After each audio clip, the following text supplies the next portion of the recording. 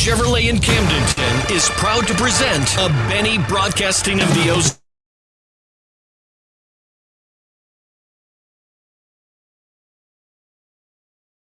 Ozarks production.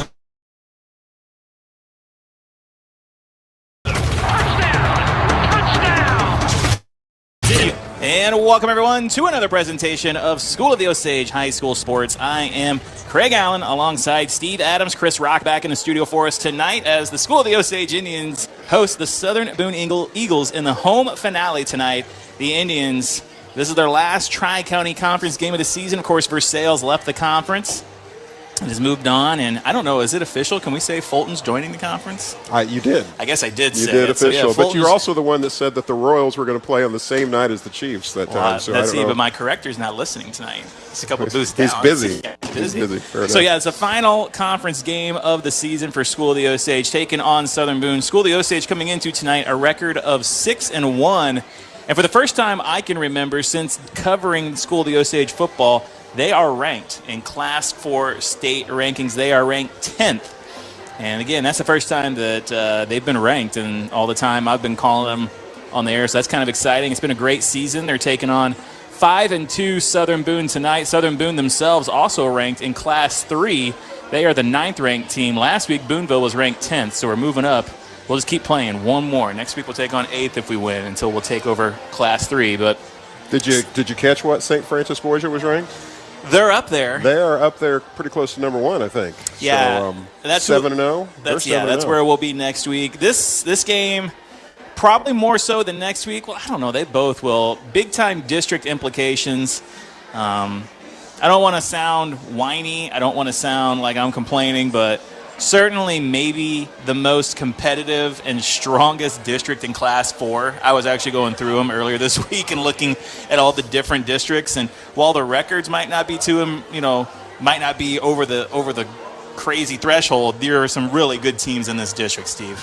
Absolutely. We're looking at it right here. We're sitting at 3rd, though, right? And so that's going to look – I don't know how that works out for scheduling. Well, 2nd, 3rd, and 4th. I'm saying 2nd, 3rd, and 4th will host games in district. The first seed was 7 teams. The 1 seed right now, Warrenton, they'll have a bye. So 2, 3, and 4 will host games. So Osage just needs to stay right there. They're 3rd in districts right now, considering their points. If they're 3rd or 4th after the final week, they'll host a district game. And that would be really great for School of the Osage to host a district game. But, yeah, there's some tough teams in there. Warrenton, 7-0. They've only given up 88 points this season. Kirksville, 7-0. They've only given up 48 points this season. And that's kind of how the point differential works. Also, point differential, if you beat the team that you're behind, you automatically flip with them. So there's a lot of stuff that goes into it. Obviously, nobody in our district is someone that we play this season. As a matter of fact, I think there's only a couple teams south of Highway 70 in this district. And if Osage winds up going to Kirksville, you might be going to that one on your own, Steve. Oh, that wouldn't be good. You'd be missed. Thank you. But can't we take the station's private jet? Yeah. Well, Camdenton's not using it. Oh, okay. We'll see. I thought we maybe would fly to Washington next week. You might. I'll meet you up there. You don't have your pilot's license? No, I let that lapse. Okay, I understand. My bad. Osage picked up a big win last week over Booneville. It was tied up at halftime, Steve, 7-7. And we kind of talked about Osage made some mistakes in that first half, but Osage came out, dominated the second half, took home a 33-7 win, actually scored 33 unanswered points to take home the victory in that one. The rushing game really ticking up in the second half. Osage dominant on both sides of the football in the second half of that game and got a big win over a tough conference opponent, the 10th-ranked Booneville Pirates. Yeah, we came into halftime maybe just a little concerned, right? Because, tied 7-7. We have an opportunity to score there at the end of that second half, and we had kind of a snafu with the snap and just put us out of – yeah, there you go. Put us out of scoring range, and you kind of go into that half thinking, man, we've had some missed opportunities, we've had some blunders here, and we're facing a pretty solid team. But then that third quarter just totally changed the narrative of the entire game, just shut them down, and they couldn't stop us at all, and it just became a different game in just a matter of a few minutes, really. But that moved Osage to 6-1 on the season, and it's been a pretty good season. Obviously, you take out the Blair Oaks game, and if you take a look at Blair Oaks' schedule, they've kind of put it to everybody they played except for Lutheran North, who is a number 1 ranked team. in their district. But, yeah, it's been a great season for the Indians. Look to continue it here tonight. Going to be a real tough test against the Southern Boone Eagles. Obviously, conference opponents, last conference game of the year for us. There's a lot of common opponents.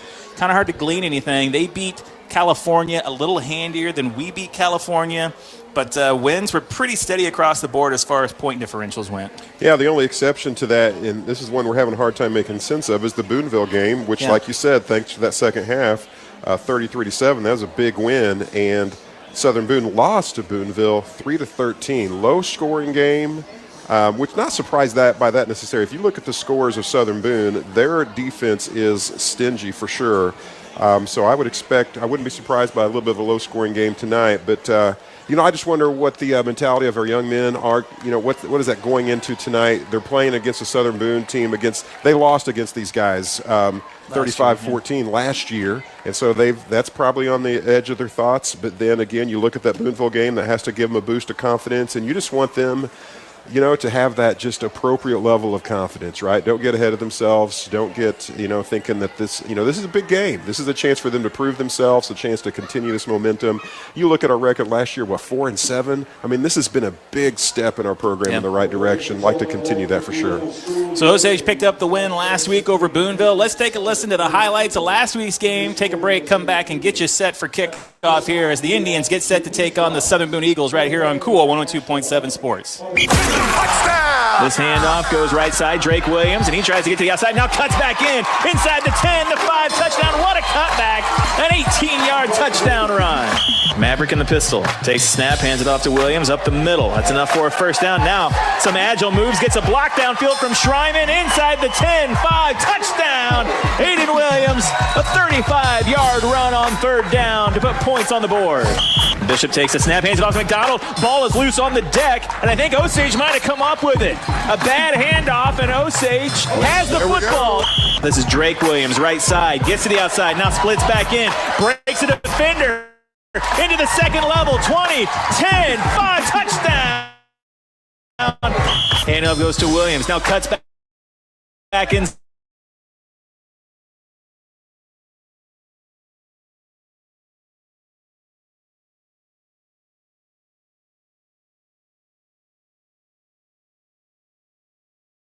Third time. We even picked up a new boat just to accommodate all of our friends. Butch, I noticed the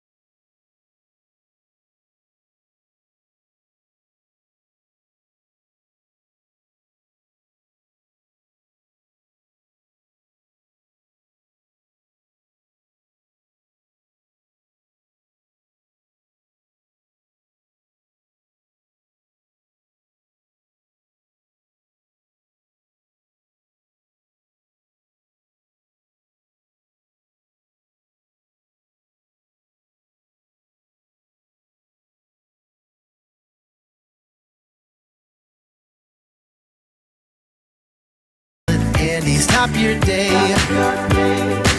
When your vehicle is so dirty, your kids are writing "Wash Me, Please" on it. It's time to visit Auto Spa Car Wash. When it seems the remnants of the entire population of grasshoppers reside on your windshield, it's time to visit Auto Spa Car Wash. Auto Spa Car Wash offers superb touchless drive-through bays and do-it-yourself bays.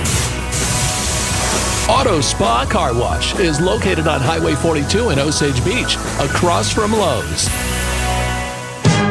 This summer's blockbuster is Magnum Matt Shrimp. The lake's hottest private investigator is also the best real estate agent on the lake. No real estate agent comes close to cracking the code on any deal. When he's not busting capers, he's killing major real estate deals. Forget Higgins. With Magnum Matt, you get the total package Berkshire Hathaway team. The lake's got fast boats, but Matt's got fast action when it comes to closing the deal of a lifetime. Playing all summer, Matt Shrimp at Berkshire Hathaway Home Services, Lake Ozark Realty. Football! Take the field. Game on. Back to the Osage Indians football pregame and kickoff show on your Indians' hometown radio station, Cool 102.7. Back here at School of the Osage High School for the Old Kinderhook pregame show. Steve Adams, Craig Allen, Chris Boom back in the studio for us. No last names. He's not a famous Chris, not yet anyways. But with our help, Steve, he will be. Is it reverse? Is it with his help we will be? That's right. He makes us the stars we are. Oh. It's a little harder for some than others. Up here in the Kellysport Marina press box, the 6-1 School of the Osage Indians get set to take on the 5-2 Southern Boone Eagles again. School of the Osage ranked 10th in Class 4 Missouri State High School football rankings.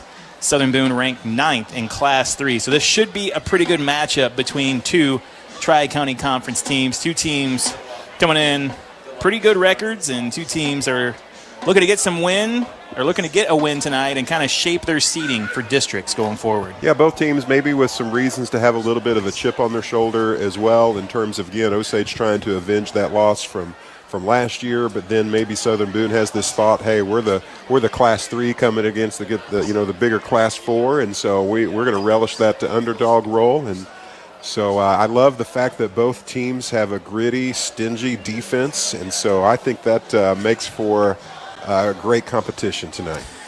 And I know this is the one time of the night where Steve focuses harder than any other point. It is the Duncan Diamond and Fine Jewelry coin toss, so I'll let him slip into his zone, his coin toss zone, as I tell you that you can find the broadcast right here on Cool 102.7 on your radio dial, as well as at MoSportsZone.com, or go to YouTube, type in MoSportsZone on YouTube, click on that, go to the live tab, and you can find local area games, not just School of the Osage, Camdenton, Bolivar, Versailles, Eldon.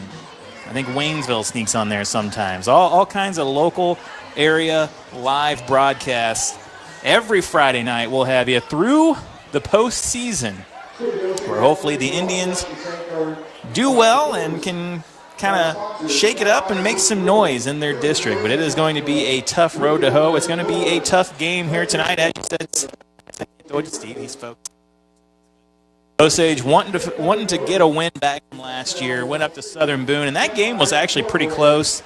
And then if you remember, those of you who were there last year, or those of you who watched or listened last year, Osage driving down the field, final drive of the first half, and Maverick, I think, was trying to go down the field. I should have watched the game back to get a good view of it, but I know we threw a pick six right before halftime, or it was a fumble that was returned for a touchdown right before halftime, and that just kind of put Osage in a hole that they had a hard time digging themselves out of, and the game kind of got away from them after that. So, but this is a different Indian team in the sense that they're a year older. Only graduated, 3-4 seniors last year. No real crazy revamp to the offense. The defense has looked really good for School of the Osage this year. You take out that Blair Oaks game, they're barely giving up right around 10 points a game this season. So the defense is what Steve and I have really been impressed with this season, and they'll need a good defensive effort tonight, because aside from that anomaly of a Booneville game for Southern Boone, this is a Southern Boone team that has scored points this season. So I look for that to be something that Osage has to slow down here tonight. Yeah, it's interesting when you look at the average points scored. Osage at 32 a game, Southern Boone at 29. Average, points given up. Osage at 14, Southern Boone at 15. Really, kind of a mirror image of each other in that department. So again, just more evidence, more data here that we have the opportunity to see a great high school football game. Our next broadcast will come to you live next week. We'll be up in Washington, Missouri, as Osage are looking to fill out their schedule after Versailles left the conference, and Osage picked up St. Francis Borgia, a pretty good high school football team in their own right. In fact, I'd say a pretty great football team up there. We'll be up there and have the call for you next Friday night. That'll be the season finale as Osage tries to position themselves to host a district game. A win here tonight going to go a long way for that. In fact, it may actually clinch it considering the difference in class or difference in size next week against St. Francis Borgia. So a win here tonight would do a lot for the Indians. It'd move them to 7-1, a tremendous record in its own right, but it might set Osage up to host a home playoff game in districts. Yeah, I love this gig, but I like it more when we're home. Yeah, it kind of goes without saying, especially when you look at all the other teams in Osage's district and how far away they are. Quite a few of them north of I-70, so it'd be great to host a district game, have it right here at School of the Osage, have our fans come out, and those who can't make it, watch along at MoSportsZone or right here on 102.7. The incomplete pass on the coin toss, according to the referee. Was that what that means, Steve? I think that means that Southern Boone is deferring to the second half, if I read that right. I think they won the toss, and they're deferring. Steve, not to be a back-in-my-day guy, but I kind of feel like back in my day, you won the coin toss, you took the football. That understood. Osage will be starting with the ball, though.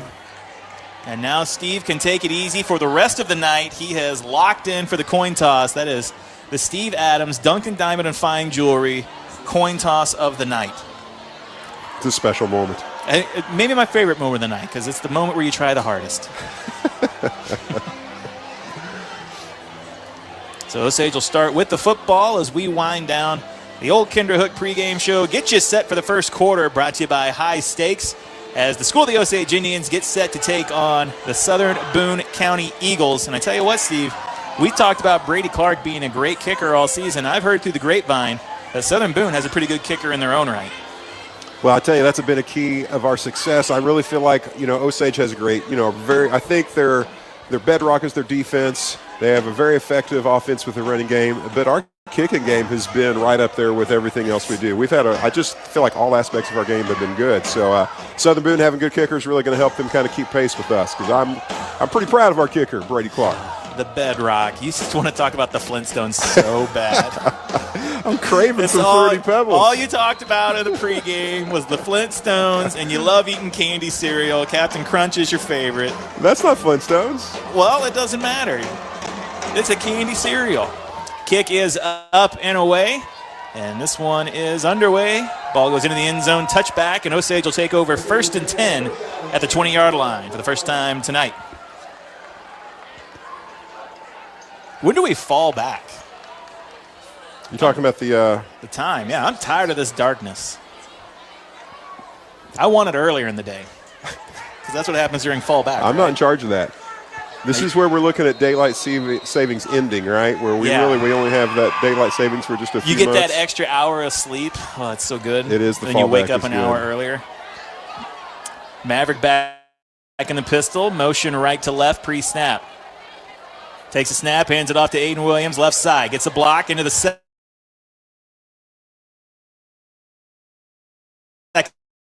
level.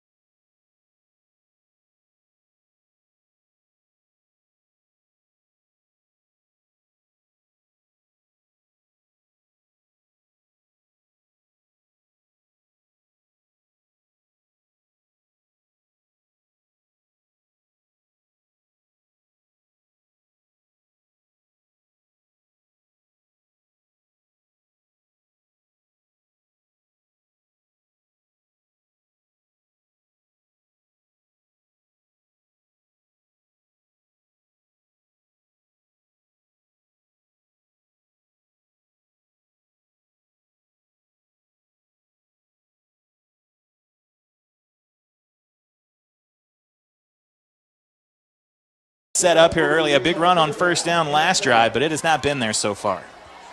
Well, we're a team that's not afraid to wear them down a bit as well. So, they're going to be keying off. They're going to be they prepared for our run game.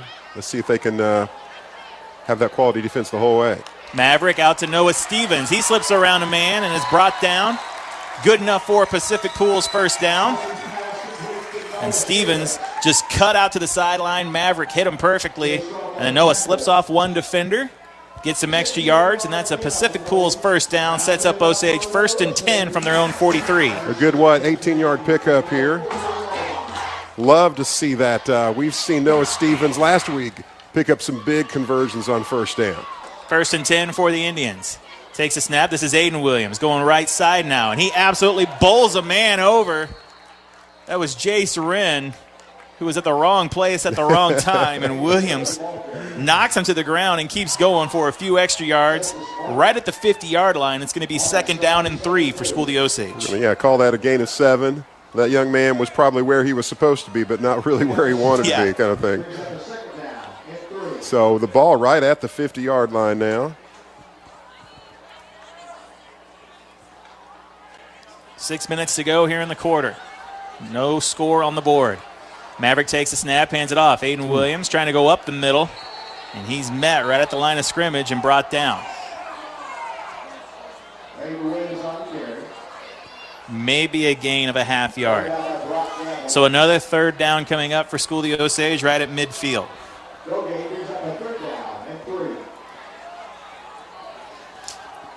I like our odds, with 2.5, 3 yards here to go with our running game, but Southern Boone was ready for that play. Running game's been a bit odd tonight, hasn't it, Steve? Sometimes it feels like we're breaking off big plays, and sometimes it feels like we're getting stuffed right at the line of scrimmage so far. Maverick comes up under center. We'll see if he wants to try and get him to jump off sides. There we go. There we go. A flag, yeah. You called it, my friend. Well, I've only been watching him all season. You'd think Southern Boone might have some tape on him. Instead, Maverick able to get him to jump off sides. And just like Coach Jolly said in his interview last week, I wouldn't jump off sides. You would. I don't think that's what he said. That's what he said. I listened to that interview. And when? My Friday morning at 5 o'clock in the morning. I noticed I didn't get an interview this morning. I don't know if you have, Oh, yeah, I forgot to mention that. I didn't get a chance to sit down with Coach Jolly this week. Could not get our schedules to line up, so apologies to Rock Island Insurance, but he will come up for the post game. 1st and 10 for the Indians at the 44. Maverick takes a snap, hands it off Colonius, right side. Trying to get to that corner, trying to get around the edge, and just can't quite get there tonight so far. Going to be a loss of about 2 on that run. That'll set up 2nd and 12 for Osage from the 46. Yeah, didn't get a chance to get a pregame interview with the coach this week. Apologies on that. Well, that was out of your control. Sometimes things happen for sure. No, you were quick to point it out. Maverick, low snap. Now rolling out to the right, has his man. That's Schreiman, and Schreiman cuts on a dime, gets past the first down marker before being knocked out of bounds. That's another Pacific Pools first down. Gain of a good, maybe 15 yards here.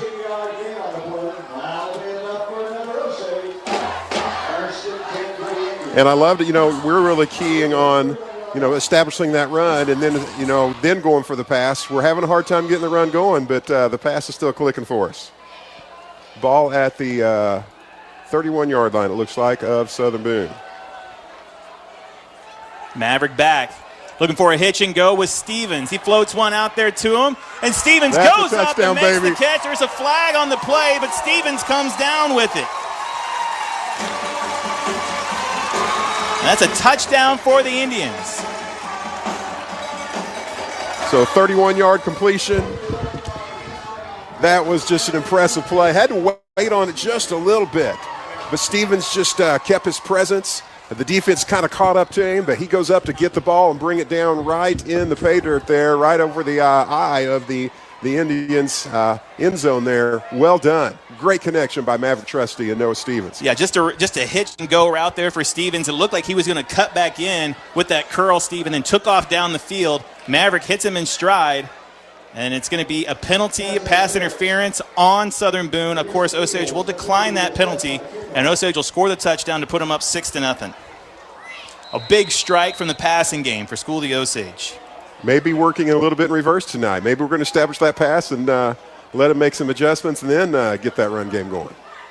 Kick is up and good. Osage up 7-0.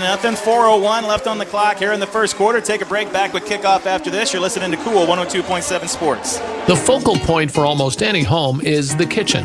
That's where you gather with family and friends. The staff at Cabinetry Pros can make your kitchen, bathroom, or laundry room beautiful and more functional, along with increasing your home's value.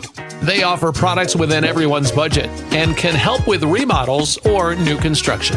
For more cabinet ideas, visit CabinetryProsLLC.com or visit their showrooms in Sedalia and Lake Ozark. This is Osage Indians football. Here's the call of the game on your Indians' hometown radio station, Cool 102.7. 4:01 left to go here in the first quarter of play, brought to you by High Stakes. Maverick Trusty with the big pass. How's the scoring drive look on that one, Hey, that Steve? was an 8-play drive, 67 yards. We had 5 runs for 8 yards for about a 1.6-yard average, but 3 passes, 64 yards down the field, an average of 21 yards a pass. That'll get us down the field in a hurry. Steve, you're back with Excel. I've never seen you happier. We'll see how it works. I've noticed some bad formulas there I had to fix there. Did in my somebody build this spreadsheet. for you? I built this, which explains the bad formula I had to fix there. Big kick from Brady Clark, and that one's going to go out of the end zone. He got a little For a help from that touchback. penalty. Yeah. Oh, yeah, Moved that's the ball right. up a little bit, but that still looked Why impressive. do you have to mention that? We just could have been like, Brady's an awesome kicker. He is an awesome I think it would have kicker. went in the end zone irregardless. You like I'm you going like that? to float that one out there for you and see what you do with it. You like that word irregardless? Irregardless. Let's just- Irregardless, it's a touchback. If we say it enough, It's a real word. it will be a real word. We'll put that puppy in the dictionary and your picture right by it. Oh, my. 1st and 10 coming up for Southern Boone. Their second possession of the night, a 4-down turnover on their last possession. Brock Arrowwood breaking up the play in the end zone to get the turnover. And then Osage, That's a big drive. Big drive. Again, Yes. after Southern Boone doing what they can to shut us down on the run. And we'll say, okay, that's not the only thing we do. And so to have the win there against their pass defense is pretty big. We'll see what adjustments the Eagles make. 1st and 10 for the Eagles. They got 3.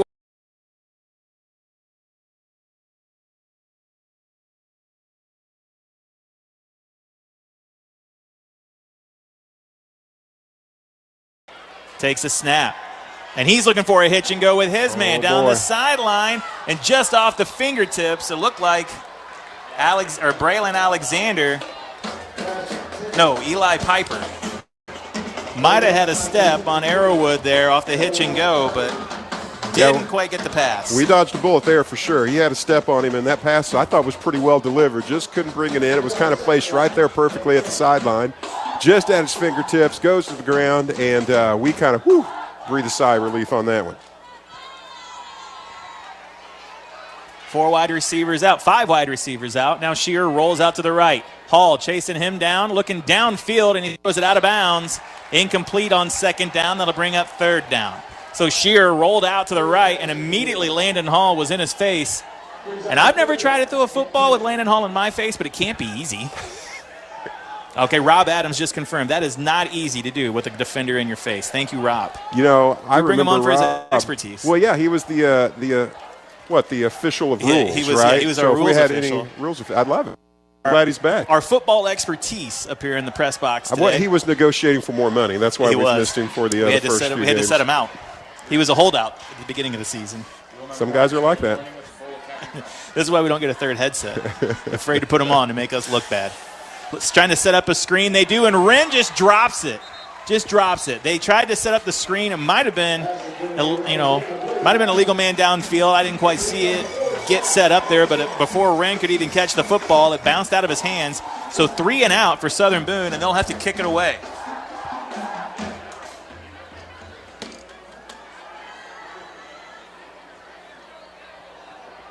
Big defensive play there for School of the Osage. And trying to get guys on the field and off the field, Coach Jolly has to take a timeout. We'll take one as well. 3:46 left to go here in the first. Osage up 7-0. You're listening to Cool 102.7 Sports. Your money management is now manageable. With an account from Central Bank, you'll have all the tools and technology you need to move, manage, and maximize your money the way you want, when you want. And you have the perk of local branches right in your community when you need some one-on-one time. Because we do banking better. Open your account online or in person at any of our convenient locations. Central Bank. Strong roots. Endless possibilities. Member FDIC. 3:46 left to go here in the first quarter. Brought to you by High Stakes. 4th down punt coming up from Southern Boone. Osage had too many men on the field and took a timeout to get that taken care of. Snap is back.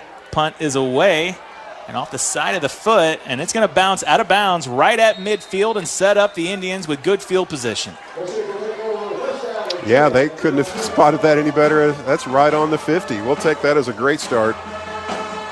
Who owns the 50? If there's an Osage side of the field and a Southern Boone side of the field, who owns the 50, Steve? It's mine. It's mine. That's your 3 feet? I claimed it.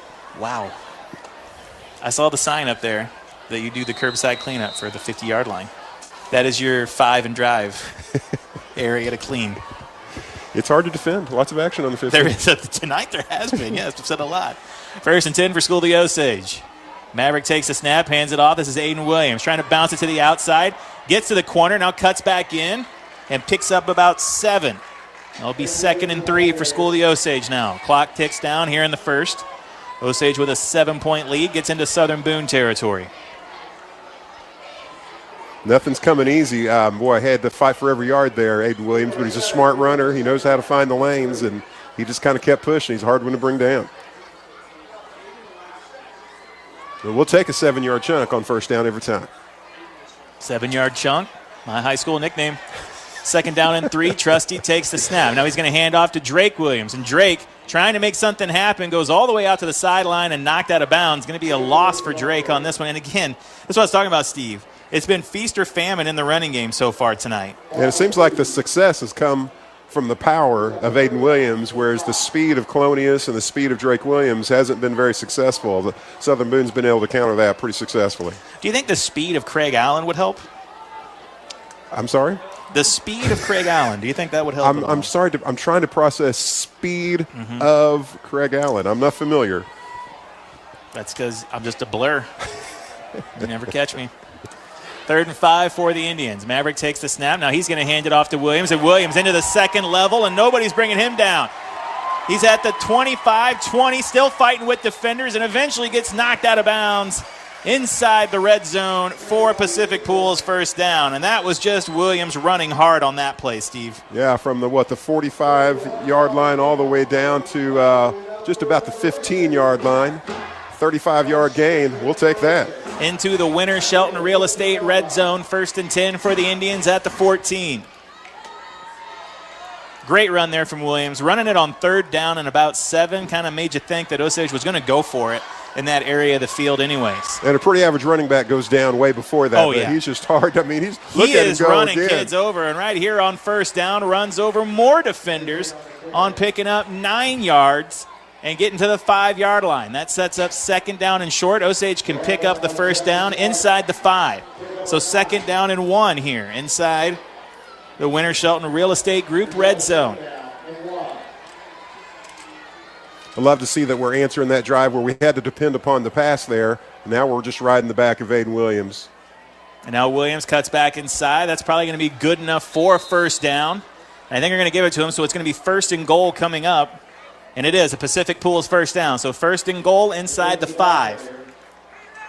Do I dare jinx it by saying Osage has had some issues inside the 5 this season?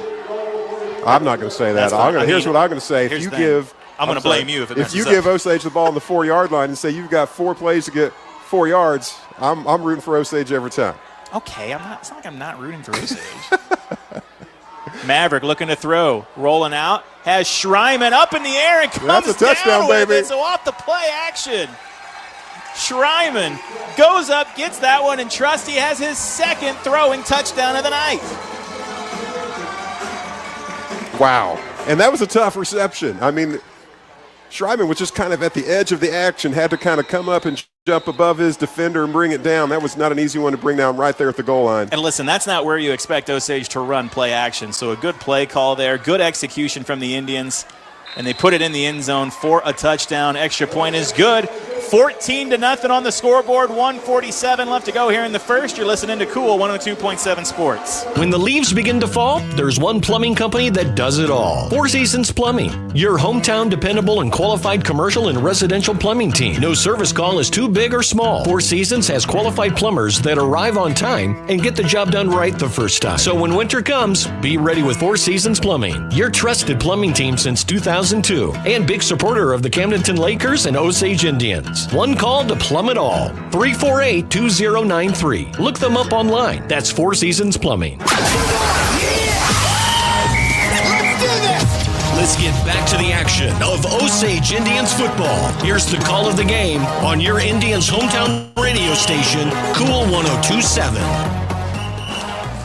A second touchdown pass from Maverick Trusty. This one to Hunter Schreiman, and Osage has a 14-0 lead here in the first quarter over the Southern Boone Eagles. 1:47 left to go in the first quarter. Steve, that scoring drive. Yeah, 6 total plays for 54 yards, 5 runs, 50 yards, averaging 10 yards a run. They're mostly from the train there, Aiden Williams. We had the 1 4-yard pass for the touchdown from Maverick Trusty to Hunter Schreiman. This kickoff is returned, and that is Hudson Talley. That brings it back, a pretty good return, sets him up at about the 31-yard line. So catches it at the goal line, picks up positive yards, and this will be 1st and 10 for Southern Boone, who has gone 3 and out and turned it over on downs on 2 drives tonight against this Osage defense. And this was the matchup we wanted to see coming into tonight, Steve, this Southern Boone offense against this Osage defense. And so far, this Osage defense has the win. Yeah, so far Osage just looks a little bit better tonight, right? And that little bit better, when you take a 3 and out and then you go out and answer that with a touchdown, yeah, this is how you want to script the game. Shearer takes a snap. He hands it off and immediately met in the backfield, and then swarming are the Indians. And that tackle is made by Ethan Wall. He was not the first point of contact, but he was the contact that brought the runner down. 2nd down and 13 coming up for the Eagles now. Losing 6 on that one. Well, maybe not much as I thought. No, I guess that was Wall. that forward progress No, there. Ethan Wall, not Ethan Well. So I thought we took him back a little bit further than that, but the ball's about the 28-yard line. 3 wide receivers out right for Shearer, running back next to him. Man in motion is Wren. Takes a snap. Now Wren looking to get out into the flat. Throws one, overthrows his man by about 10 yards. And that's an incomplete pass. That'll set up 3rd down and long for the Eagles. 3rd down, we'll call it 13 on their 3rd play of the drive. Hey, when you're the man with the Excel, you can call it whatever you want. I thought it was the man with the microphone that got to do that. Oh, that reminds me. I got to turn yours down. Are you getting requests? You getting text? Yeah. Okay, fair enough. That's the only request I'm getting from Chris back in the studio. Turn Steve down. Steve down. Did get a Facebook message that said Steve's mic is working. That's all it said. Fix that, please. 3rd down and 13. 3 wide receivers outright for Shearer. Now sends the running back out there. Shearer looking to get rid of it. Boy, He's chased around in the pocket. Now he's going to throw one, and it's picked off. And Osage has the interception, looking to make some moves and head downfield, and just jumping that route was Eric Murphy for the turnover. And they were chasing Shearer around the pocket, Steve, forcing him to try and make a decision. He tries to go downfield with it, and he throws it right to Murphy, who jumps the route, comes up with the INT, and gives Osage the football. 1st and 10 at the 35. Woo! That was special. Again, I just am really proud and impressed by the play of our secondary there, just knowing where to be, watching the eyes of the quarterback, be in the right place, taking advantage of the opportunities coming their way. 1st and 10 for the Indians. Maverick takes a snap, hands this one off to Colonius. Left side, getting some room. Now cuts back in, hits his man, and drags him down the 1st down marker for Pacific Pools. 1st down for the Indians. Big run there for Colonius. Gain right at 10 there yards. Nice work. First really successful. That's probably his 3rd or 4th carry of the night, and getting some great positive gain. We'll call it 11-yard gain there. Well, he got hit after about a 6-yard gain and just drugged the defender. An extra 5 yards for the 1st down. Spotting that ball at about the 24-yard line. First quarter winding down here. Osage probably going to get one more play off. Maverick takes the snap, hands it off. Aiden Williams going up the middle into his blockers. Knocked down and brought down after a gain in 3. That'll likely be the last play of the first quarter here, but Osage driving just outside the red zone as we get set to end this quarter. Osage up 14-0. We'll take a break, come back with the second quarter after this. You're listening to Cool 102.7 Sports. When you're looking for a new furnace or air conditioner, price is important, but warranty, reliability, and efficiency are big factors too. At DeGraff and Reed Heating and Cooling, you'll receive very competitive pricing on the industry-leading Air Ease products. Every Air Ease product is built on 80 years of experience, testing, and research. Servicing the Lake and Jefferson City areas for nearly 15 years, DeGraff and Reed Heating and Cooling for reliable products offered by reliable people. Call DeGraff and Reed Heating and Cooling. This is America, where football means football. There's only one place to hear Osage Indians football. Back to the game on your Indians' hometown radio station, Cool 102.7. 1 quarter of play in the books, and after the first quarter, brought to you by High Stakes, Osage has a 14-0 lead, and they are driving down the field just outside the Winter Shelton Real Estate red zone. This second quarter brought to you by American Sun Control, and Osage looking to take control of this game on this drive here. Yeah, it feels a little bit like that start of Hallsville, where all of a sudden we're like, Osage couldn't be stopped, and Hallsville couldn't answer, and all of a sudden they were kind of wondering what's happening. The pressure is going to be on here, this Southern Boone defense, to make a change in this game. 2nd down and 7. Takes a snap, hands it off. Trusty keeps it, trying to look downfield and trying to get it to Hall, and Hall never really broke away from his block. Southern Boone kind of expecting that play action there on that one.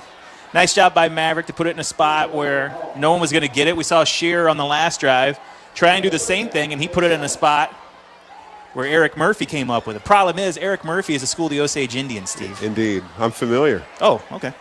I know the young man. What? Yeah, I tried to teach him math for a year. Tried to teach him math. I think it was successful. Well, I'm just glad you weren't trying to teach him Excel. Maverick takes the snap. Now the pitch out to Williams. He's got some company out there trying to get to the corner, and he's pushed out of bounds after a gain of about 5. That does put him in the Winter Shelton Real Estate Group red zone. And we'll see what Osage wants to do on 4th down here, up 14-0. 4th down and 2 coming up for the Indians. What do you think here? So we're looking at that'd be a pretty long kick, but it looks like that's what we're setting up for. If you have the confidence that Brady Clark can hit this kick, I would go ahead and send him out there. Spotting the ball at what, the 16, Steve, you call this kick. line? Tell me if it's good or not. You're not going to look yet, huh? No, just take that blindfold off. You can't see around this corner. I really can't see. You're right. I can see him kick it. I Snap can't see is where back, it goes. hold is down, kick is up, and it is That'll good. Work. So Brady Clark puts points on the board. 17-0, 3 straight drives for 3 straight scores for School of the Osage. 11:42 left to go here in the second quarter. Take a break, back with the kickoff after this. Listen to Cool 102.7 Sports. Where there's smoke, there's barbecue.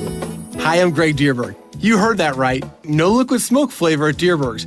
It's all smoke fresh with apple and cherry wood at each one of our stores. From brisket and wings to my personal favorite, smoked salmon. If you can smoke it, Bob's Barbecue has it. It's time to rethink your BBQ and try something truly extraordinary. Stop by and see what's smoking today. It's fresh, it's friendly, and for slow smoke barbecue, it's Dierberg's. Southern Boone throws an interception to Eric Murphy and School of the Osage. Osage gets the ball back. Steve, drive summary. Yeah, not a real long drive. 4 plays for 19 yards. We had 3 runs for a total of all of our yards came from the run there. 6 at 0.3 yards per carry. But Southern Boone stiffened up there a little bit. Gave us the opportunity to get Brady Clark on there and convert with the kick for 3. Now the kickoff fielded cleanly. Southern Boone will return it. And trying to get a step, hit and knocked down at the 14-yard line. Drake Williams was the first one there, and then a couple other Indians helped secure the tackle. And Southern Boone will take over 1st and 10 from the 15. Got somebody saying hello to us on YouTube. Rob, they're not saying hello to you. That's crazy, Rob. You're the one doing YouTube. If you're out there still listening, say hi to Rob. Say hi to Rob. Say hi to Rob. Come on. Rob could use some love. I wish Rob could be with us for every game. He just makes it pretty fun here. Well, he has a tight ship he runs at home. You think that he could make the trip with us to St. Francis Borgia? I'm not going to say yes or no on that. Okay. Well. 1st and 10 is going to be a little bit of an end around here, a fake pitch, but Ethan Wall sniffed that one out, and he might have been the only Indian to sniff that one out, and he makes the tackle after about a gain of 2 or 3. 2 or 3. 2nd down and 7, let's call multiple choice. Yeah, there we go. No, it was only 2 choices, which I guess is multiple. Spotting the ball about the 19-yard line. This is why you're the math teacher, and I'm just the farmer. Farmer? That's true, but I've never thought of you in that light. I had a chicken today that hatched 11 eggs. If you had, you had a chicken. Eggs. I was confused. I'm getting rid of those. Don't need 12 more mouths to feed. 3 wide receivers out left. This one, the handoff goes up the middle and just absolutely sniffed out and taken down in the backfield. I believe that was, Isaac Williams that came up and made the play there. And that's a loss of yards for the Southern Boone offense. So they're going to have to go through the air now on 3rd down and 8. Just swallowed them up there. Didn't have a chance.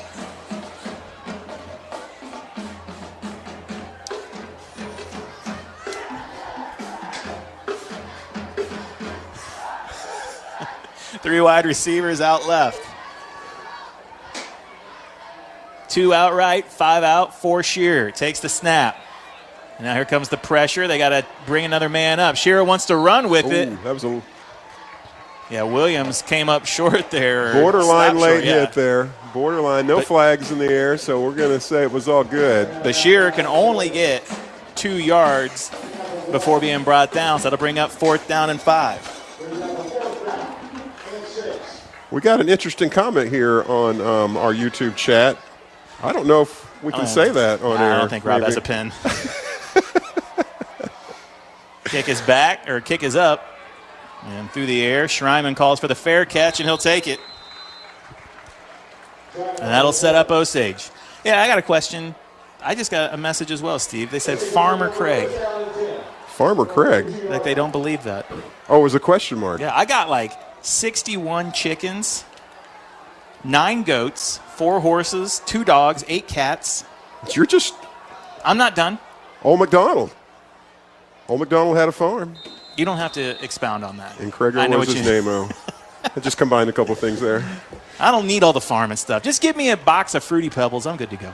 Okay, ball on the 42-yard line there. 1st down handoff goes to Williams. And again, Steve, he's getting into that 2nd level and just bowling over the defenders there. This time, knocking down 2 defensive backs to pick up a couple extra yards to make it 2nd down and 2 right at Steve's 50-yard line. Thank you for that. Yeah. Sponsored by? No, I'm sorry. not yet. We'll get the 50-yard line sponsored. 2nd down and 2 coming up for School of the Osage. Handoff goes to Colonius on the right side, and he's going to get enough. I might have spoke too soon. He's going to be around the 1st down marker. We'll see if they give him enough forward progress. Based on where the judge, the official standing, I think we got to give that. Just call him a judge. I almost did. Got Judge Judy on the brain. Pacific Pools 1st down for the Indians on that measurement. We haven't seen a lot of measurements this year. No. The referees think they got it. The judges think they got it. I'm calling them judges for the rest of the year. And I might call them judges in basketball season. Well, I was thinking line judge, but maybe that's, No, that's triple jump. Coming up on 9 minutes to go in the 2nd. You're an expert in triple jump, I know. Whoa. Yeah, Williams finally going to be brought down for no gain. Met right at the line of scrimmage. Met at the line of scrimmage and stood up. We don't see that. We don't see many teams do that to Aiden Williams. Well, now he knows how it feels because I've been stood up quite a few times. Do we really want to go there? Just eat McDonald's by myself. 2nd down and 10 for the Indians. Maverick takes the snap. Finds Schreiman on the slant off the play action, and that's going to be near the 1st down marker as well. It is enough for another Pacific Pools 1st down. So Osage, I would say more than any of the other 7 games this season, Steve, so far, really working that play action and working it to success here tonight. Well, you talk about establishing the run within a game, but Osage established the run within a season, right? And so that's what players are keying off of. We got the ball at, the 36-yard line here.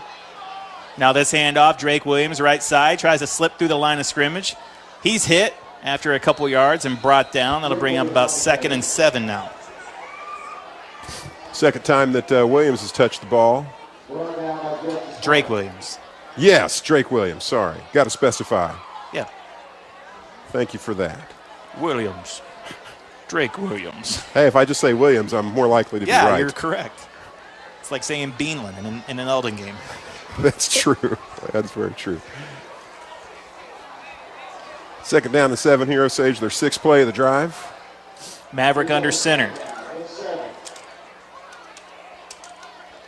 Trying to work that hard count again. And Coach Jolly wants a timeout to talk about it. Maverick trying to draw him off sides there on 2nd down. 17-0 here in the 2nd quarter. Take a break. Back with more after this. You're listening to Cool 102.7 Sports. Dooley Overhead Doors has been the trusted name around the lake area for dependable and quality garage doors. Great customer service with an outstanding reputation. Dooley Doors delivers the highest professionalism start to finish. Download their app and look them up online. Dooley Overhead Doors, conveniently located past School of the Osage on Highway 42, and is a proud sponsor of Osage Indians football. This is Osage Indians football. Here's the call of the game on your Indians' hometown radio station, Cool 102.7. 7:16 left to go here in the 2nd quarter. Brought to you by American Sun Control. Osage out in front, 17-0. Driving down the field once again inside the 35-yard line, right about the 33, 2nd down and 7. Coming up. It's interesting. I don't know.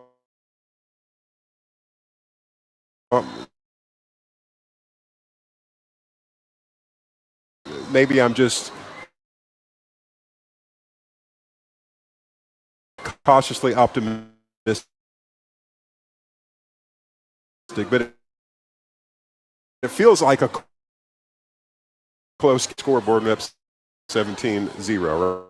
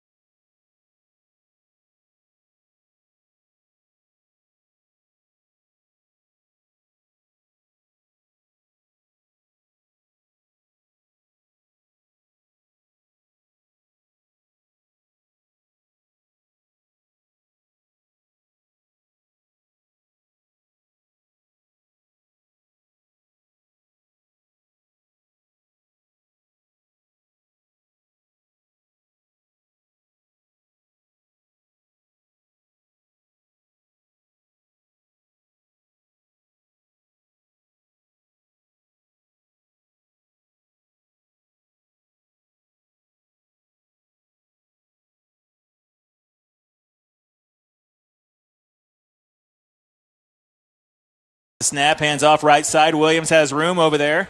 Getting a block downfield from Stevens. Now he's into the second level. Inside the 30. Knocked out right around the 20. And a big gain for Aiden Williams on first down. Nice run there. And Aiden Williams picks up big yardage to put Osage right outside the Winter Shelton Real Estate red zone. What about a 28-yard gain right there? Maybe 26. Well done. And again, Aiden Williams just able to get to that edge and then take advantage of the downfield blocking by his receivers, namely Noah Stevens. Second down, we got the ball spotted about the 27-yard line. Now this handoff goes to Williams up the middle. He's hit just past the line of scrimmage, but enough to pick up 2. We'll make that was the 22-yard line, sorry. Apologies for losing audio on the live stream. I actually brought one of my pet goats in, and they chewed through one of the wires, so that's my fault. That's disappointing. Rob Adams doesn't know how to deal with this goat I brought, and he keeps chewing through wires. I apologize, Rob. You remember that little skit on SNL, The Goat Man? Yeah, Jim Brewer. What if I called a game like that? I'm so impressed that you know the guy's name. Second down and 8. Oh, well done. Maverick looking to throw. Has his man over the middle. That's Stevens, and he catches him in stride for another touchdown. A third touchdown throw for Maverick Trusty tonight through the air. This time finding Noah Stevens for his second touchdown reception on the night. And Osage is up 23-0. Wow. Just looked perfect. Perfect throw, perfect route, perfect reception and touchdown. Just couldn't have placed the ball any better. Great pass protection. Osage clicking there. Again, taking advantage of a Southern Boone team that's keying off the run. Hard to stop us in both facets of the game there. Extra point is up and good, making it 24-0, 2:21 left to go in the half. We'll take a break. Come back with the kickoff after this. You're listening to Cool 102.7 Sports. Friday night lights that sparkle like a championship ring. Duncan Jewelry's team are proud alumni of Lake Area schools, committed to supporting the Camdenton Lakers and the Osage Indians as they brave the gridiron this season. Score big with everything from dazzling diamond necklaces to stunning engagement rings. They have the perfect play for any occasion, where providing meaningful jewelry to note the great milestones in life is the only play in their book. Visit them at 4050 Osage Beach Parkway. Duncan Jewelry, where every moment is a game changer. 2:21 left to go here in the second quarter of play. And Osage up 24-0. Tell us about that scoring drive, Steve. Yeah, just 3 plays for 48 yards. They get the start with the drive on Southern Boone's 48-yard line. They had 2 runs for a total of 28 yards, 14 yards of carry for an average there. And then again, that's the second time they finished their drive with a pass. Just 1 pass on the play there, but for a 20-yard completion and a touchdown. Great job, Osage. Third touchdown throw tonight from Maverick. Is it not?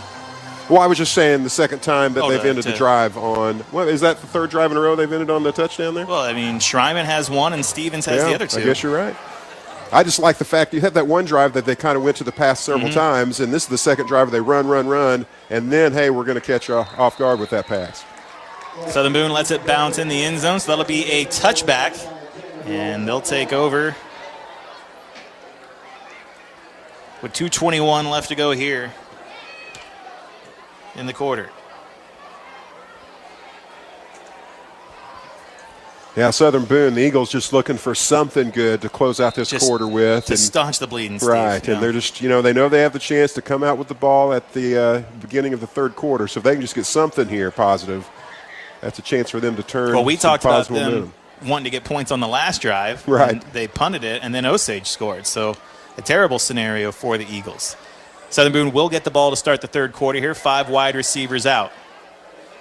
Shear has his man back behind the defense, and he just overthrows it. Had Colonius in his face, and that was Hudson Talley. That was his running back. He went out in the flats initially, Steve, and then just kind of cut back behind the linebacker. I don't think Wall saw him cut deep like that, and when he did, Shearer had him. He just overthrew him, just threw it over his head. Yeah, it almost was like our defense was responding to the possibility of Shearer kind of getting something running there, and could have it looked scary there for just a moment. Second down and 10. Kicks it over on the sideline, gets his man over there, and might get enough for a first down. That's Eli Piper bringing that one in.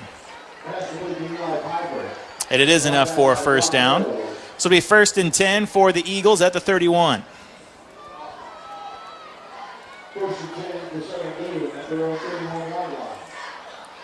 Trying to move the ball a little bit quicker now. 5 wide receivers out for him. Shearer takes the snap. And now here comes the pressure.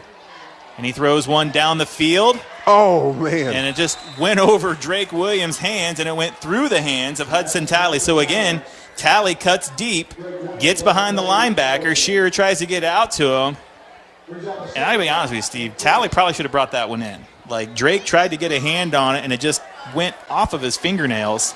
And Talley probably should have brought that one in, but was unable to do so. Well, Drake's speed, he was able to catch up just a bit, closing that gap a bit, and then he jumps up in the air right about, so it just created a little bit of interference there, just enough to make the reception difficult. Man in motion pre-snap. Now a quick throw out to the left. And there's another 1st down, and I think that's Piper once again. As Southern Boone tries to use their hurry-up offense to get down the field a bit quicker here. Obviously, clock will stop after the 1st down as they move the chains. Spotting the ball about the 43-yard line, we'll call it. 1st and 10, as you said. 144, 143 left on the clock. Keep going. People love it when you count down. 137, 136. Takes a snap. And Shearer looking out to the right. Now he's being chased, gets rid of it, and just tosses it out of bounds. Yeah, but he's hurting. Colonius, we've seen him do that a couple times this season as the quarterback runs out to the right. Colonius kind of just dives at his hip. I do not envy any quarterback being chased down by Colonius. He's still trying to kind of recover from that a bit. Once he gets a beat on the quarterback, you better get rid of that ball in a hurry. 2nd and 10. Don't go off the scoreboard, Rob. It's wrong. 4th down and 36. Yeah, that's not right. 2nd and 10, 5 wide receivers out. Shearer looks out to the right, has his man, and just over his head, and Wren cannot bring it in. Ooh, I didn't mean to make that rhyme. Sorry, go ahead. Go ahead. I was going to say 7th play of the drive here. Still at the 43-yard line. 3rd down and 10. And, Southern Boone in a place where they need to be able to have some success passing the ball. They're just not making the connections. It's either, the ball's not placed perfectly or we're bringing some heat on it or some combination thereof, and they're having a hard time getting up and down the field here with 1 minute and 24 seconds left. Yeah, a couple passes just bounced off the hands of the receivers. 3 wide receivers out right. Play action. Now he's looking back to his left, trying to set up the screen. Osage has it sniffed out. And right as it was caught by Hunnell, Colonius is there to drill him and take him down. Hunnell done no favors by his offensive line who were down the field, and Hunnell is hurt. He is down, trying to recover. Hate to see that. And he was hit hard by Colonius right as soon as he caught it. And again, they were trying to set up the screen, and Hunnell's blockers did him no favors by taking off down the field and looking for the next man to hit. The guy they should have been looking for was number 41 in maroon and white.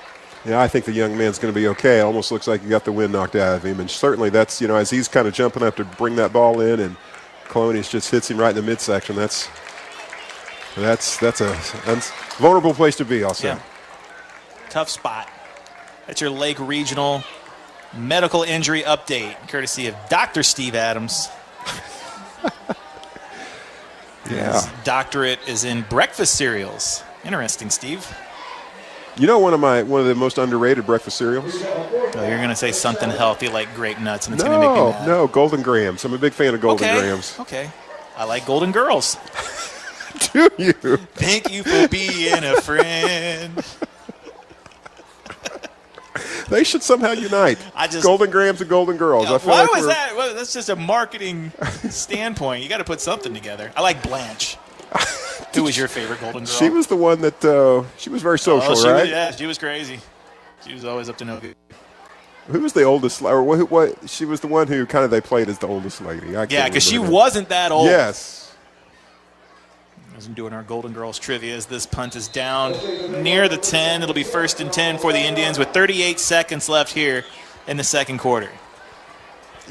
People shouldn't think that we script any of this, right? Who would have thought we'd be talking about Golden Girls? If this is your first game listening to us, number one, I'm sorry. for Steve. And number 2, no, nothing is scripted. Can you imagine that meeting? Okay, when do we get in the Golden Girls? Let's slip that in. All right, our sponsors this week are Golden Girls and Golden Grams. We got to find a way to tie these together. Osage start with the ball at the 11-yard line. It looks like they'll we're take just a going to knee. kneel. Yep. Yeah. And that's how the first half, excuse me. I think it looks like there's enough time on the play clock to where this is how it will wind down. So Osage is going to take a 24-0 lead into halftime after 2 quarters of play. Southern Boone set to get the football to start the third quarter. We'll come back with the Hy-Vee halftime report. Our video broadcast will present senior night for the band, Flag Corps, and others, and then their presentation where they lay down on the field and take a nap, I think. They're doing the whole show tonight. Oh, are they? From beginning to end for the first time here at Osage. All right. So after 2 quarters of play, Osage up 24-0. We'll take a break, come back with the Hy-Vee halftime report after this. You're listening to Cool 102.7 Sports. Are you tired of settling for low CD rates offered by your bank? There's a better option. At First Bank of the Lake, we have some of the best CD rates, like 4.70% APY on our 7-month CD and 4.35% APY on our 13-month CD with a $1,000 minimum deposit. CDs are a secure way to grow your investment, so lock in a great rate at First Bank of the Lake today. Member FDIC. Other terms and conditions apply. APY means annual percentage yield. See bank for details. Life comes at you fast, sometimes too fast. Should have remembered the golden rule. No, not that one. Golden Rule Insurance. Call them for personal lines of insurance for home, auto, life, boat, and RV. And the best part is, when you bundle, you can save actual money.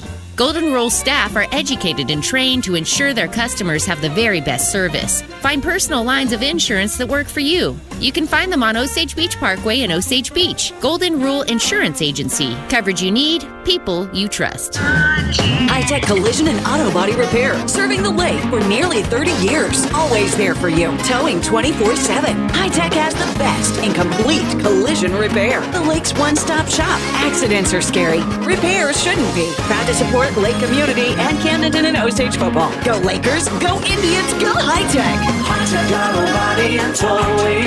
Body and towing. Our quality keeps you on the go. 348-9070. Locally owned since 1979. It's High Brothers Lumber Company. Hi, brother. Good morning, Carpenter Joe. Morning, Hi, brother. Oh, man. Say, what's the problem, Carpenter Joe? You don't look happy with those 2x4s. 2x4s? Hi, brother. These 2x4s wouldn't count for driftwood. Joe, let's get you to High Brothers Lumber Company. Always handpicked premium lumber by a real pro, not some Joe. Old South 5 in Camdenton. No pressure, low prices. Hi, this is Jason at Hewlett Chevrolet Buick GMC in Camdenton. Hewlett has been serving the Lake area for over 54 years, and we're proud to offer the lowest prices combined with a friendly, no-pressure environment. We are proud to offer our price match guarantee. You can buy locally without all the hassles and pressures of a big dealer, but still be confident you're getting the lowest prices on your purchase. I invite you to come experience the Hewlett difference today. Hewlett Chevrolet Buick GMC in Camdenton. No pressure, low prices. That's the way we do it. Shop Hewlett. ShopHewlett.com. This summer's blockbuster is Magnum Matt Shrimp. The lake's hottest private investigator is also the best real estate agent on the lake. No real estate agent comes close to cracking the code on any deal. When he's not busting capers, he's killing major real estate deals. Forget Higgins. With Magnum Matt, you get the total package Berkshire Hathaway team. The lake's got fast boats, but Matt's got fast action when it comes to closing the deal of a lifetime. Playing all summer, Matt Shrimp at Berkshire Hathaway Home Services, Lake Ozark Realty. You talk about the playmaker. First touchdown of the game. This is Osage Indians football on KQUL Lake Ozark. It's the Hy-Vee halftime show on your Indians' hometown radio station, Cool 102.7. Back here, and it is halftime at school, the Osage High School, and at halftime, the Indians have a 24-0 lead over the Southern Boone Eagles. And Steve, I see you working diligently over there. You let me know whenever you're ready to break this down. Drive by drive in the first half. Absolutely. So Osage gets the ball first, and they got a punt on that first possession. Let's see, they get out to the field about 14 yards there. And then Southern Boone gets the ball and has a turnover on downs. So first turnover of the night, they got down about 15 yards there. Osage answers them with a 67-yard drive and a touchdown to go up 7-0. Southern Boone on their second possession, 3 and out and a punt. Osage gets the ball the third time, 54-yard drive and a touchdown to go up 14-0. Southern Boone gets the ball, and the Eagles throw an interception to, who was it that got that? That was Murphy, Eric right? Murphy. Eric Murphy. Osage on their fourth drive, off of that interception there.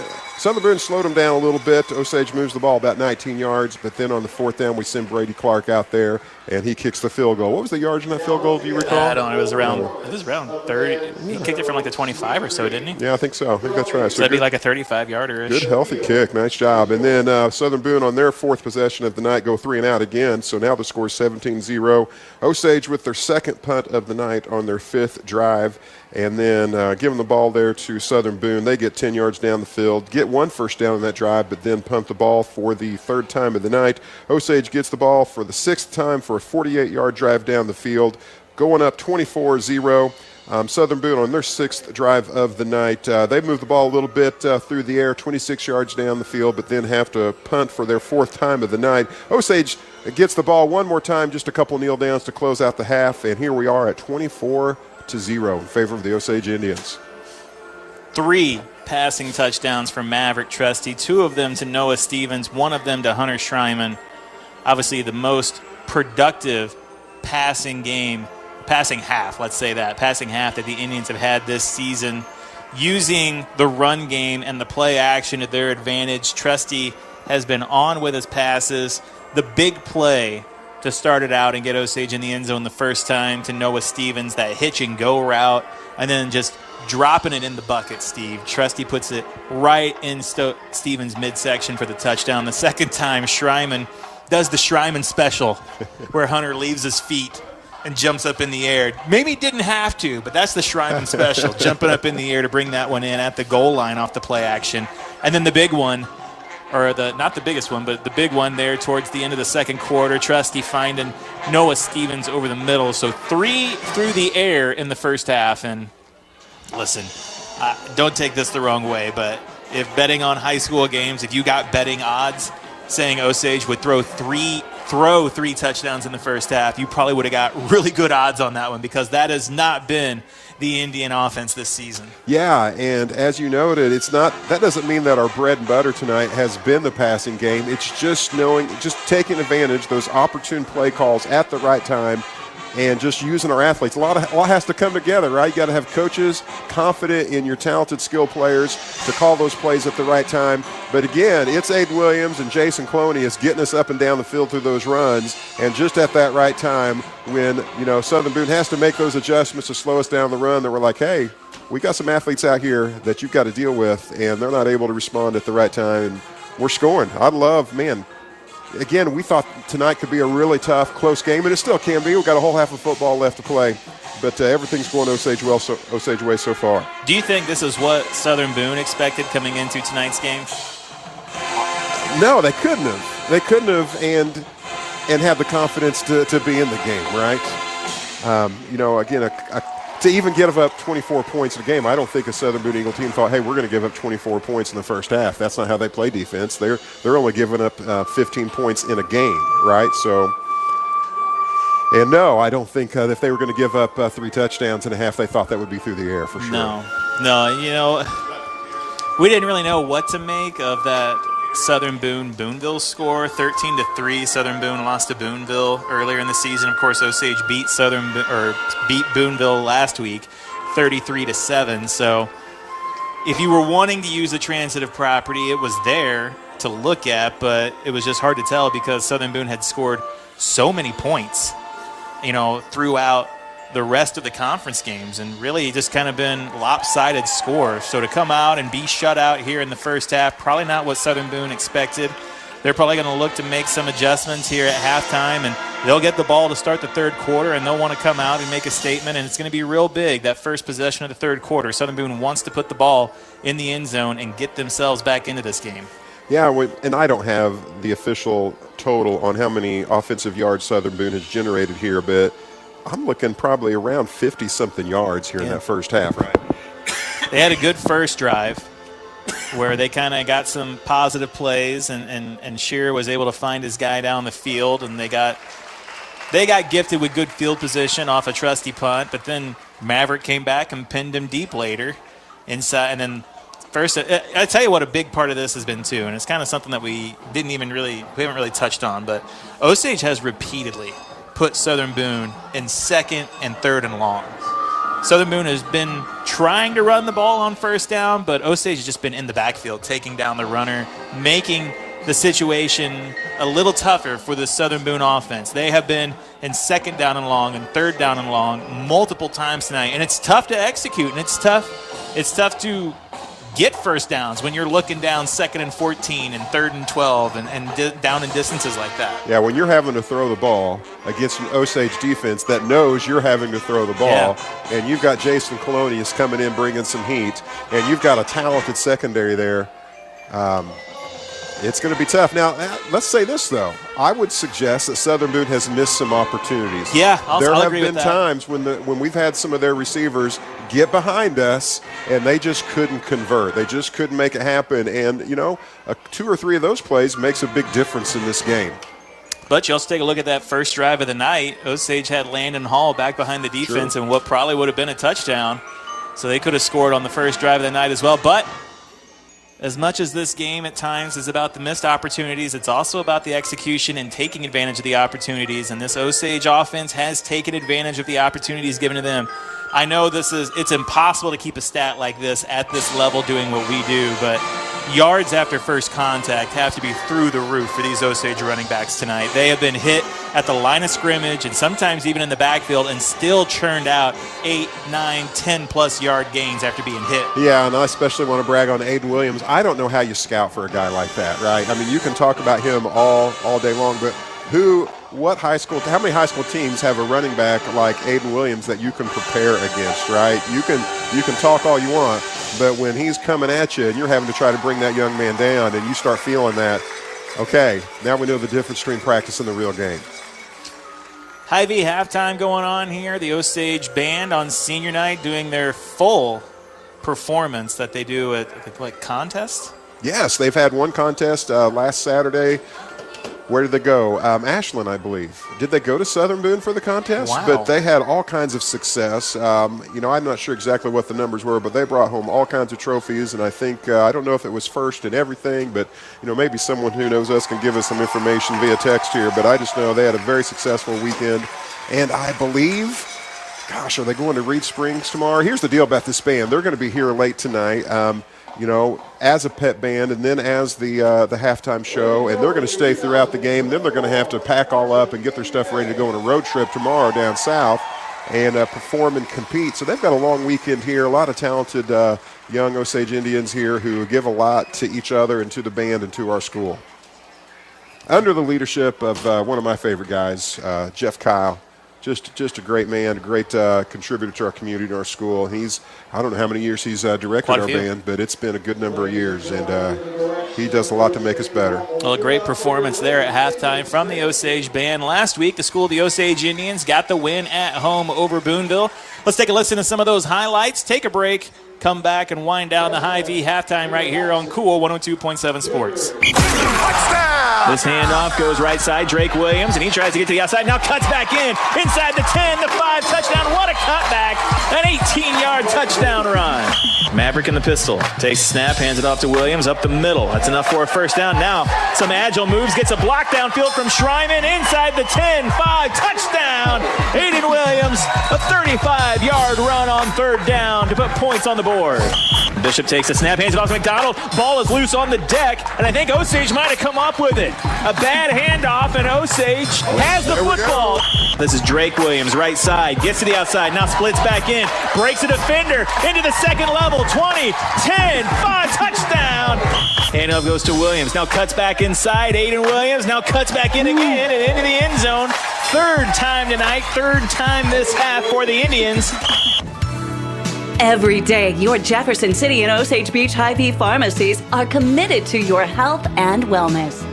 If you're enrolled in Medicare Part B, Medicare Advantage plans, and most commercial plans, they'll cover up to 8 over-the-counter COVID-19 tests per month at no cost through Hy-Vee. Most plans cover these costs and no prescription is required. Stop in at your Osage Beach or Jefferson City Hy-Vee pharmacy and see the helpful pharmacy staff today. All aboard! Rock Island Insurance, the pro team for your insurance needs. At Rock Island, they keep you on track with coverage you can afford for home, vehicle, property, casualty, and life. Juke the big hits. And let Rock Island Insurance block the way when it comes to your insurance needs. A proud supporter of our Osage Indians. Look them up online and Facebook. Rock Island Insurance, keeping you on track. Attention all contractors, homeowners, and equipment enthusiasts. United Rentals has everything you need. That's right. And if they don't, they'll go to work to find it or order the piece of equipment that you need. With one of the largest fleets in the country, they carry everything from man lifts and telehandlers to skid steers and excavators. United Rentals not only rents, they sell used equipment as well. Looking for equipment service? Look no further than United Rentals to take care of your fleet. Take Highway 42 to Blue Ridge Road. United Rentals, helping you build the future. Tradition runs in the family. Family vacation, family Sunday dinner, and family holiday gatherings. Lake of the Ozarks boaters find top quality boats and service at Kelly's Port. The same owner and manager for over 40 years. Now that's a tradition. Start your own family tradition on a new Regal boat or Bennington pontoon, backed by highly trained and certified technicians. Kelly's Port on Business 54 in Osage Beach, the marina on Dude Ranch Road, or online kellysport.com. Book your winterization now. You talk about the playmaker. First touchdown of the game. This is Osage Indians football on KQUL Lake Ozark. It's the Hy-Vee halftime show on your Indians' hometown radio station, Cool 102.7. Hy-Vee halftime report here at School of the Osage High School as the Indians take on the Southern Boone Eagles. Osage ranked 10th in Class 4. Southern Boone ranked 9th in Class 3. And Osage has a 24-0 lead here at halftime.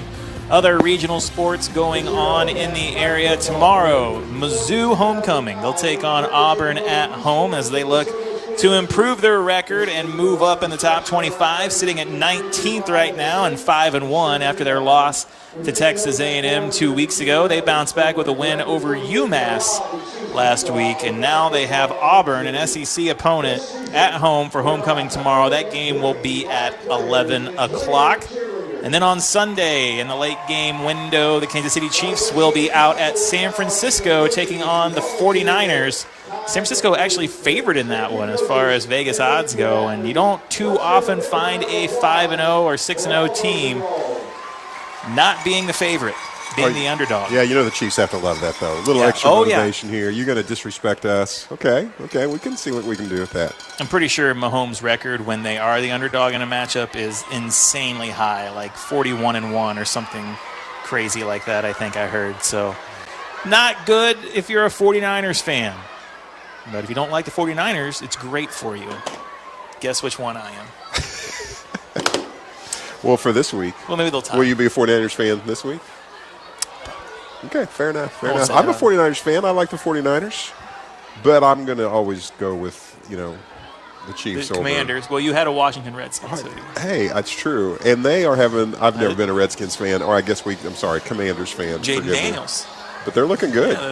Yeah, got it figured out there. I do this picks thing every week, the pick'em there on ESPN, and you start out you'd never pick for the Commanders at the start of the season, but they're changing some minds. You got to start thinking they're lost last going to be a favorite. Who were they against last week? The Ravens. Oh, well, that's not a bad team to lose to for sure. Blues won last night, 1-0 in overtime. What an exciting way to spend my time that was. Watching two teams not score for 3 periods and then a wonky goal in overtime. But they pick up the 1-0 win. The Blues are kind of fun to watch this year. They got like 7 guys under the age of 25. So there's a big youth movement going on there. It's kind of fun to root and get behind them. And they got a young goaltender, Hofer, and he played really well last night. So you were watching the Blues last night? Yeah. 1-0 overtime win. Yeah. Guess what I was watching last night? The Blues. Middle school football, Osage Indians 1-0 against Thomas Jefferson. Guess the score. He's been dead for years. Well, that seems fair. Did we not win? I hope we won. Here's the score. 6-6. Okay. Final score. That's the final score? The final score. They don't do overtime apparently for middle school games, or at least they didn't for that game. And so that was, I think, disappointing for those young men that wanted to come away with the win. That was their last game of the season, and they've got some talent on that team, but just, played them to a draw last night. But you know what? Respect to our middle school boys, showing respect to the second president of the United States, not running the score up on them, very patriotic, defending a tie against an American forefather, really the second father. Our history teacher, Mr. Hall, would be very proud of the respect they showed to Thomas Jefferson. He has a big passion for Thomas Jefferson? For, just that era of history. Who's your favorite president? I know this is going to sound so cliche, but I just don't know how you pick anybody above George Washington. I just think that he was pretty special. And the guy who has, served 2 terms and could have probably served for as long as his life allowed him to serve, to walk away and say, it's best for our country for me just to serve 2 terms and let somebody else take over. That seems almost, it's hard to relate to in our modern area. I don't want to get political, but I'm just saying that's pretty special. You're not thrown off by the wooden teeth?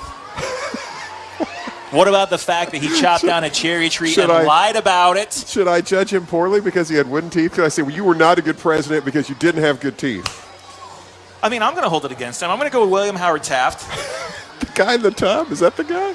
Probably, yeah. He was rotund, and I feel like I see a lot of myself in Taft. Who do you think is the most, these are dangerous questions to answer, most underrated president? I think we have to stay with presidents from a long time ago, because if you get too close, then people get like, whoa, careful here. So that's why George Washington was also a safe pick. You're going Washington is underrated? No, that was the answer to your question, the best president. So now, I said Taft. Do I need to buy some time for you to look for the most underrated president? Are you Googling most underrated president? Just presidents. Okay. Underrated presidents. I've got a text in. Someone's pushing for Ronald Reagan there as their favorite. Yeah. But Ronald Reagan above George Washington? Come on, folks. I mean, I don't know. Dude, Millard Fillmore. What a name. It's a good one. I do like Millard Fillmore. Save that one, for... not a lot of kids being named. Your next farm animal. That's right, Millard the goat. The Millard's a good duck name. Oh, fair. Maybe we'll get a duck. Rutherford B. Hayes. That's a cool name. So you're choosing your most underrated president just based on the sound of the name? Is that what I'm getting here? Okay. I got most underrated president, Grover Cleveland. Man was named after a Muppet from Sesame Street. He never had a chance, did he? Never had a chance. Yeah. Good old Grover. Grover Cleveland. Of course, now we got the extra 3 minutes put up on the clock. Coach Jolly told me the origins of the extra 3 minutes, but he also swore me to secrecy to not say it on the air. Oh, yeah. Will you tell me off the air? I won't. He said explicitly, I don't want Steve to know. Because he wants to tell me himself. He said, if Steve wants to bother to come to these interviews and talk and get to know me. What would I do at these interviews? Sit at the learning tree. Take notes. That's what I would do at these interviews. You got big weekend plans? It's going to be a nice weekend. You know what? I didn't call it out. It's not to interrupt you, but I'm pretty. I just want to. But you did. That's okay. I want to give a shout out to you because you made it out of the corn maze, and I didn't. I told people you were going to miss the broadcast, and people thought that was real. You know, and I don't think it was because I said it. I think they really thought you weren't going to make it out of the corn maze. Can I make a confession? You didn't go. I didn't go to the corn maze. That's one way to get out. That is true. You get out a different way. I wasn't feeling great that day, and so my family went to the corn maze, and I stayed home. So I'm sorry. I was sad not to go. I saw you were at the Big Bass Bash. Did you just tell your family you weren't doing the corn maze? You were down on air. Oh, you sorry. can't just make confessions for me. That's my bad. I'm sorry. So what were you doing this weekend? My plans have changed. We were going to celebrate birthdays, October birthdays for our family, but that's not going to work out because one of the honorees is not feeling well, so we got to reschedule that. But one of my daughters, who goes to SBU, is coming home Sunday to go do a little hiking at Hawatonka with some friends, and I'm going to get to see her Sunday evening, so I'm looking forward to that. Tomorrow, I think, is wide open. I don't think I have any plans. What about you? Can I come over? Yeah, come on, dude. Okay. Do you want to come over and see the goats and horses and stuff? I would love that. You need to open a petting zoo. Now we're talking. It's kind of a jaunt to get there. Yeah. Maybe you need a corn maze. That's true. The horses would eat it. Okay, that would be a problem. I had a corn maze. So 24-0. School of the Osage up as we wind down the Hy-Vee halftime report here, and Hy-Vee wonders what their sponsorship dollars buy. As we talk they about love our it. Weekend plans. They love it. Talk about. Oh, I'm going to Hy-Vee for my weekend plans. All right, that's there right. We go. I might see you there then. Okay, I got to get some Fruity Pebbles. I got to get some Golden Grams. Incredible.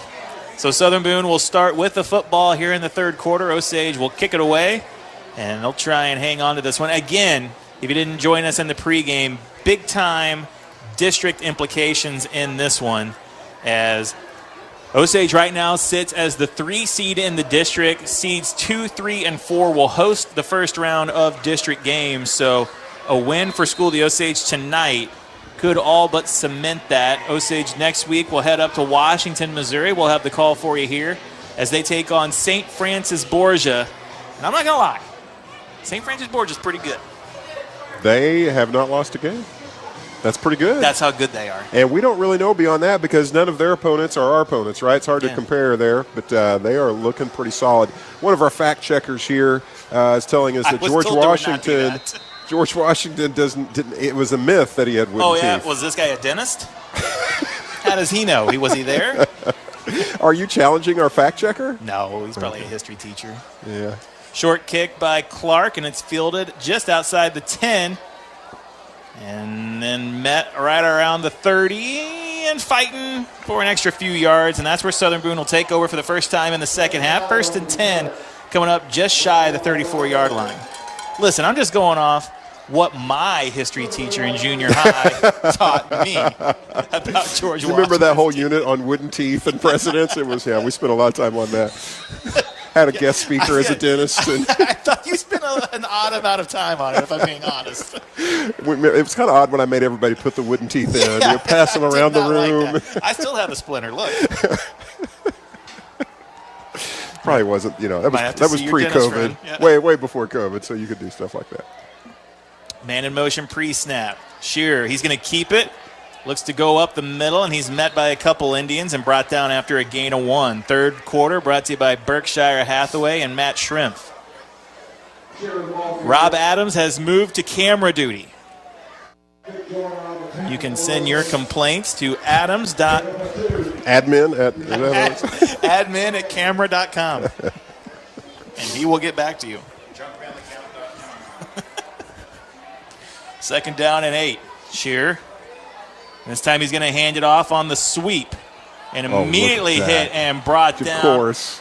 Tanner Shelton with the run. Colonius just wrapping him up there. Man, Colonius just doesn't miss a tackle. That was impressive. And so Southern Boone, looks like they wanted to come out here, Steve, and establish the run and get the running game going, but this Osage defense has shut that down, and Southern Boone's going to have to go to the air here on third down. 3rd and 10, 5 wide receivers out for the Eagles. And Colonius offsides by a country mile. He fell for that hard count, and there's no doubt about that.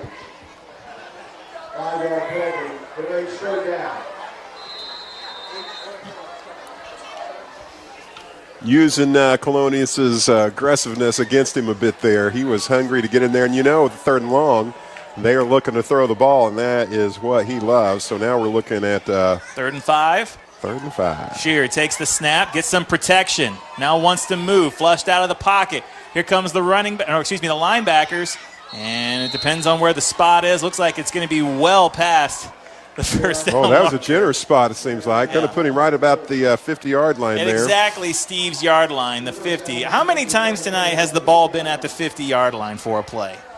Oh, I feel like more than we've ever said it this season. I can't believe that you claimed ownership of it. That's a very Craig thing of you. 5 wide receivers out here on 1st and 10. First possession of the third quarter.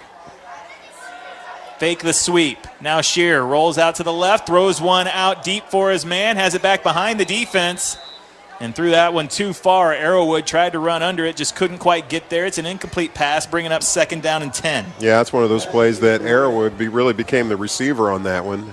Needed to have that ball thrown more closer to that sideline there, inside there, and Brock should have the perfect positioning there on the pass defense.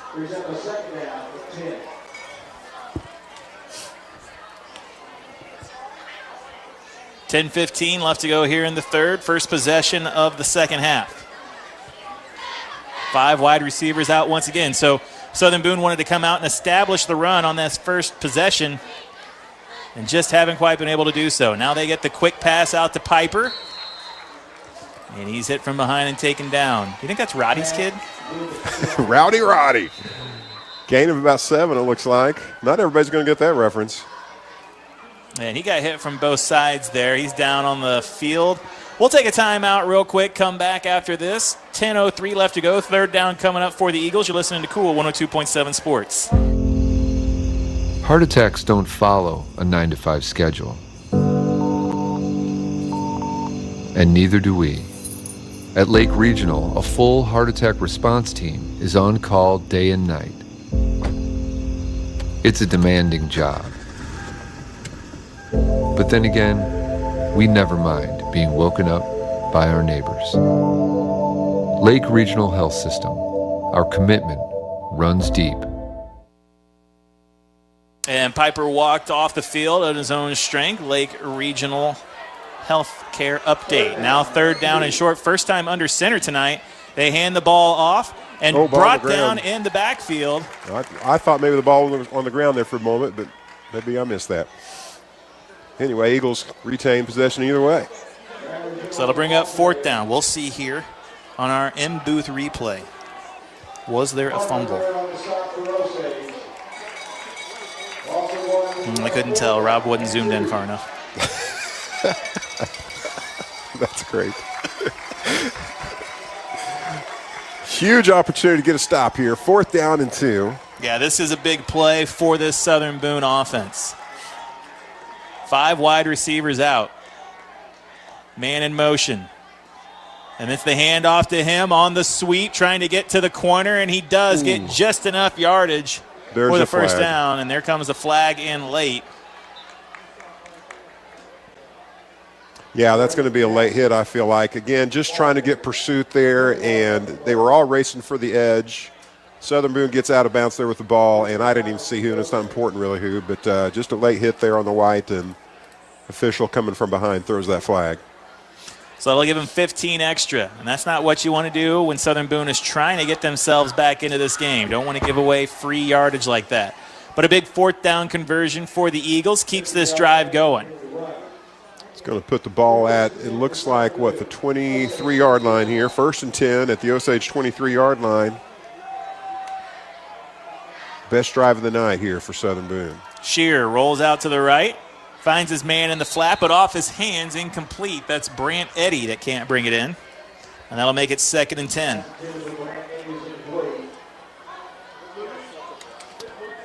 Ninth play of the drive coming up for the Eagles.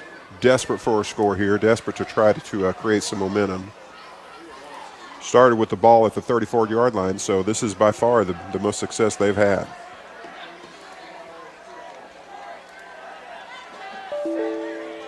And they have abandoned the run. Looking to go through the air. Now Colonius rushes in on the quarterback, but runs him right into Landon Hall. And Hall and Colonius team up to bring the quarterback down for the sack. A big-time loss there for this Southern Boone offense. It's like a 7-yard loss. I can't remember where they were spotted there. They were at the 23, and, yeah, about a 7-yard loss. 3rd down and 17 for the Eagles now. 3 wide receivers outright, 5 out for Shear. The junior gets the play from the sideline, brings it in. And he'll take the snap. Gets a bit of a pocket to work with. Now wants to air one out deep down the field. Was he in? And they're going to say yes, he got his feet in. So thrown to the very back of the end zone, and Jace Troth jumps up and brings it in and gets his feet down for a touchdown. Shearer had all kinds of time back there in the pocket and throws one downfield for the touchdown. Was that Stevens on the pass defense there? And it was just one of those deals. His child, where it was pretty good defense, just perfectly placed ball there right before the back line of the end zone. Just great offense right there. So 7 points on the board. First touchdown of the night for the Eagles. 8:06 left to go here in the third. Osage with a 17-point lead. Take a break, back with the kickoff after this. Listen to Cool 102.7 Sports. Kids ask their parents a lot of questions. Why can't people fly? Gravity. Is the moon really made of cheese? Yep, cream cheese. When can I move into a big kid's car seat? For some questions, parents may not have the answer, but that's okay. They can't know everything, but knowing the right seat for their age and size will help protect them in a car crash. Find out more at nhtsa.gov/the-right-seat. Contact one of Miller County Health Center's certified car seat techs for assistance at 573-369-2400. Let's get back to the action of Osage Indians football. Here's the call of the game on your Indians' hometown radio station, Cool 102.7. 8:06 left to go here in the third quarter, brought to you by Berkshire Hathaway and Matt Shrimp. Southern Boone executes on a fourth down conversion, gets the 15-yard penalty for the hit out of bounds, and then a couple more plays into the end zone they go. Yeah, a drive they had to have if they're going to try to climb back into this game. What Southern Boone is hoping is this game will be a tale of two halves, right? So Osage wins the first half, and they're hoping they can win the second and going away with the overall win tonight. Osage bringing the ball back here to about the 22-yard line, and boy, they're wrestling for that. Got some hustle and bustle all the way out here to the track. Yeah, lots of bustle, lots of hustle. Play was coming near. Well, the play came out of bounds. Drake Williams knocked out of bounds, and then a little extracurricular activity. No flags thrown. All's good and well here. Just the Southern Boone, I think he was trying to rip the ball out of his hand and thought maybe he had some possession of it there, but no go. Steve, I've seen you when Golden Corral was open. I saw you up there one time tied up with people over the last steak like that, so no surprise. First down, handoff goes to Aiden Williams. And he gets through the first level and picks up about 4 yards to make it second down and 6.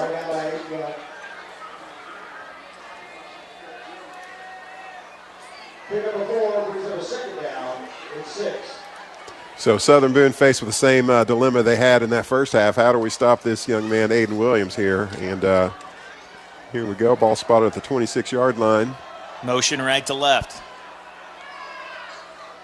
Maverick takes the snap. This one goes to Colonius, left side. Now gets around the corner, cuts back in, puts his shoulder down, runs into a defender, knocks him to the ground, and picks up a couple extra yards to make it third down and short here. So a big third down play coming up for this Southern Boone defense on the first possession of the second half for the Indians. This is a big play, Steve. Oh, absolutely. But again, boy, I think the odds are, you give Osage the ball, one play to get 1 yard. I like our odds here. I don't think we need to get fancy here. I don't think anybody needs to have any mystery about what we're going to do. Let's just do it better than they do. And Williams gets the handoff, and Aiden's going to pick up the Pacific Pool's first down and a few extra yards. And that'll make it first and 10 from the 43 now, as Osage looks to march down the field. So spotting that ball at about the 37-yard line, and whether we get the ball in chunks or whatever, just marching down this field to answer their drive can go a long ways in just a kind of extinguishing any positive momentum they had and kind of just killing their spirit. First and 10 for the Indians. Maverick takes the snap, pitches out to Williams on the right side. Gets to the edge, now gets into the second level. And brought down after about, let's say, 8 yards or so. And there's a flag what thrown. do we got here? Late, another flag thrown. We'll see what the ref's call is on this one. Lots of commotion. It's on the far side of the field, so it's hard for us to see. Here comes the signal from the ref. Unsportsmanlike conduct on the offense. Which is crazy, because I've been trying to call that on you for all season up here in the booth, Steve. Well, you know what? You got to get a flag. You can't just You be know what? saying. That's right. You can't That's be just. right. Oh, that's personal foul on you, Steve. Yeah, where's the yellow, man? Next week, bringing it. Bringing the flag. I'm throwing it. Well, you're going to have the camera on us then at some point, because if it's just, Not bringing a flag. Okay, fair enough. I'm dressing up like Captain Crunch, but I'm not bringing a flag. Now people are going to demand a camera. So that's going to give them enough yardage for a Pacific Pools first down off the penalty. Oh, I'm sorry. Sorry, go ahead. Moving them in. No?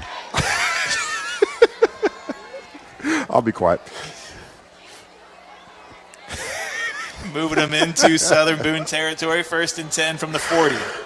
No, this is your show, Steve. Go ahead. Forgive me. Got to remember my role. That's my bad. Maverick. Oh, my goodness, what is that? And then a missed timing on the snap. I got to tell you, I'm not really sure what happened. A penalty flag came out. How it can be a false start on the offense, I'm not sure. Well, I'm moving back 5. The ball was snapped, but nobody was ready for it to be snapped.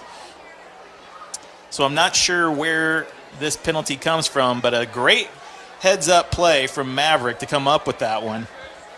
Although I guess with the penalty being a false start, it wouldn't have mattered, but that could have been a disaster. Oh, yes. 1st down and 15 now. So, again, penalty or just a messed up snap here. Same effect.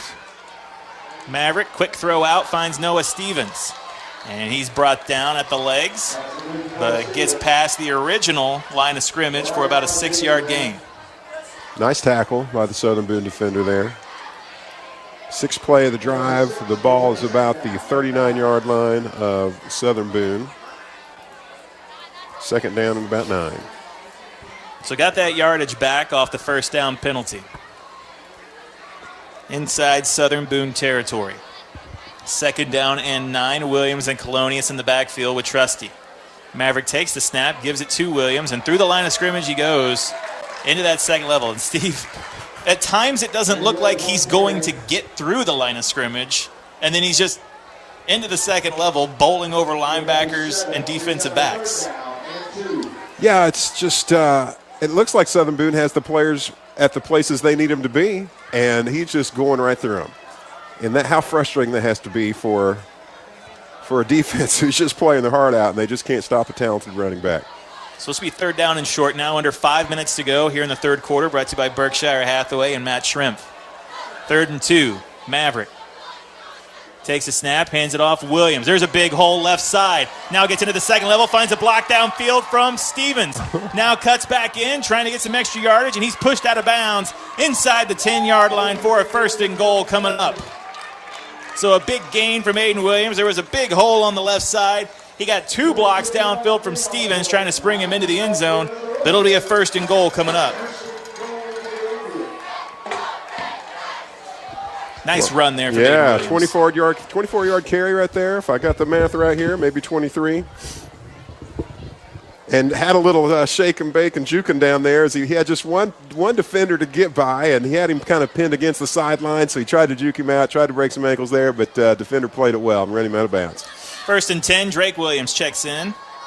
And he'll get the carry here on 1st down, trying to get to the edge, and does so. Now turns the corner, inside the 5, and inside the end zone for a touchdown. So Osage responds to the touchdown drive from the Eagles with a touchdown drive of their own. This one, Drake Williams vulturing the touchdown from his brother Aiden and putting it into the end zone. Aiden does all the work to get him down the field, Steve. And we might talk about that after the game. Drake takes the touchdown. It's like our broadcast. I do all the work, and then you come in and I'm not just gonna take argue. all the glory. I'm not going to argue. No one's going to argue with that. I just have a lot of fun with it. Best way to watch a football game right here. Extra point is up, and it is good. That makes it 31-7, 4:31 left to go here in the 3rd quarter of play. Osage up. You're listening to Cool 102.7 Sports. Whether it's a car accident, storm damage, or a fire, when the unthinkable happens, it doesn't matter if you've saved money in 15 minutes. In this moment, it doesn't matter if your neighbor has the same insurance you do. In this moment, what matters is that your independent agent and the company that stands behind them have you covered. Mills & Sons Insurance and Auto Owners Insurance. The no problem people. At 2701 Bagnell Dam Boulevard. Call us at 365-2002 or visit our website at millsinsurance.com. We're on your side because life happens. Touchdown drive on the first possession of the second half for the Indians. Puts them up 31-7 over the Southern Boone Eagles. Steve, what do you have for the drive summary? So I got nine play drive here. What did we start at the 22-yard line? So what, a 78-yard drive here. We had some help with a penalty there, right? So that messed up our numbers here just a bit. But I had 8 runs for 55 yards, just under 7-yard average there. We had the 1 pass for 6 yards. So just, the timing of that drive, Southern Boone finally on that 4th down conversion is able to crack the scoreboard and try to create some positive momentum, and then we just have a long, nearly 80-yard drive to say, hey, you still haven't, stopped us effectively. We still have an answer for you. Ball fielded at the 1, and Drake Williams meets him at the 12 to bring him down, and that's where Southern Boone will take over. And every possession becomes a must for Southern Boone going forward. Spotting the ball here, we're going to say right at the 15-yard line of Southern Boone, so they got a long ways to go to answer Osage. 4:25 left to go here in the third quarter. Yeah, those 2 drives, that took a chunk of the game right there. 5 wide receivers out.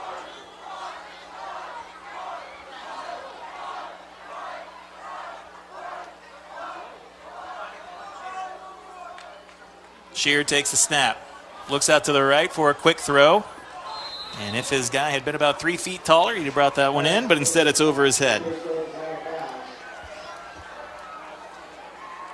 2nd down and 10. I'll go back and try it again here. Again, Southern Boone kind of finding themselves. They've had a hard time establishing the run tonight. They're behind, so they've got to get some chunks in a hurry, and that's just not a great recipe for success against a stingy Osage defense that knows how to bring pressure on your quarterback and defend the pass in the secondary really effectively. Man in motion pre-snap. Brings 4 receivers over to the right. Shearer takes a snap. Now steps up in the pocket, and he's going to be drug around and finally brought down. Landon Hall initially makes the hit and is dragging Shearer around. Who came and cleaned up there? I saw Landon Hall, and I'm trying to figure out who the other guys. 62. I thought they were both 82. I was very confused. Nick Joyner. We've said his name a few times.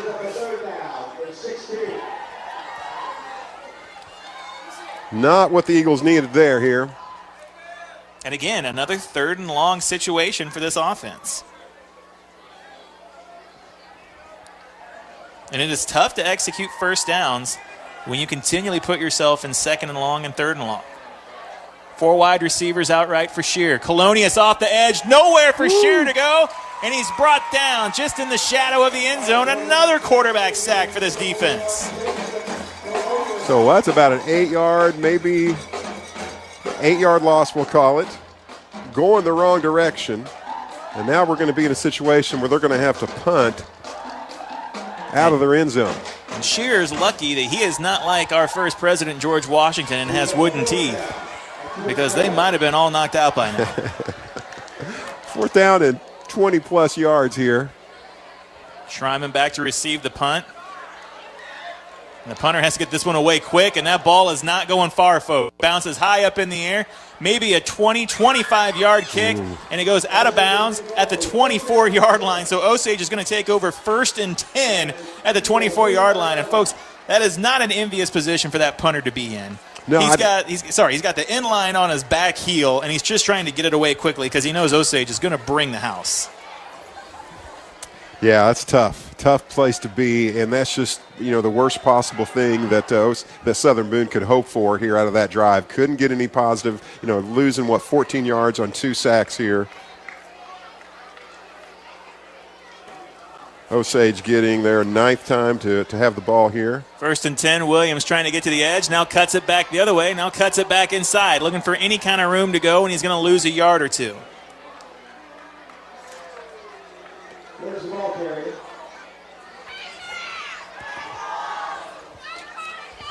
Williams trying to make something go there.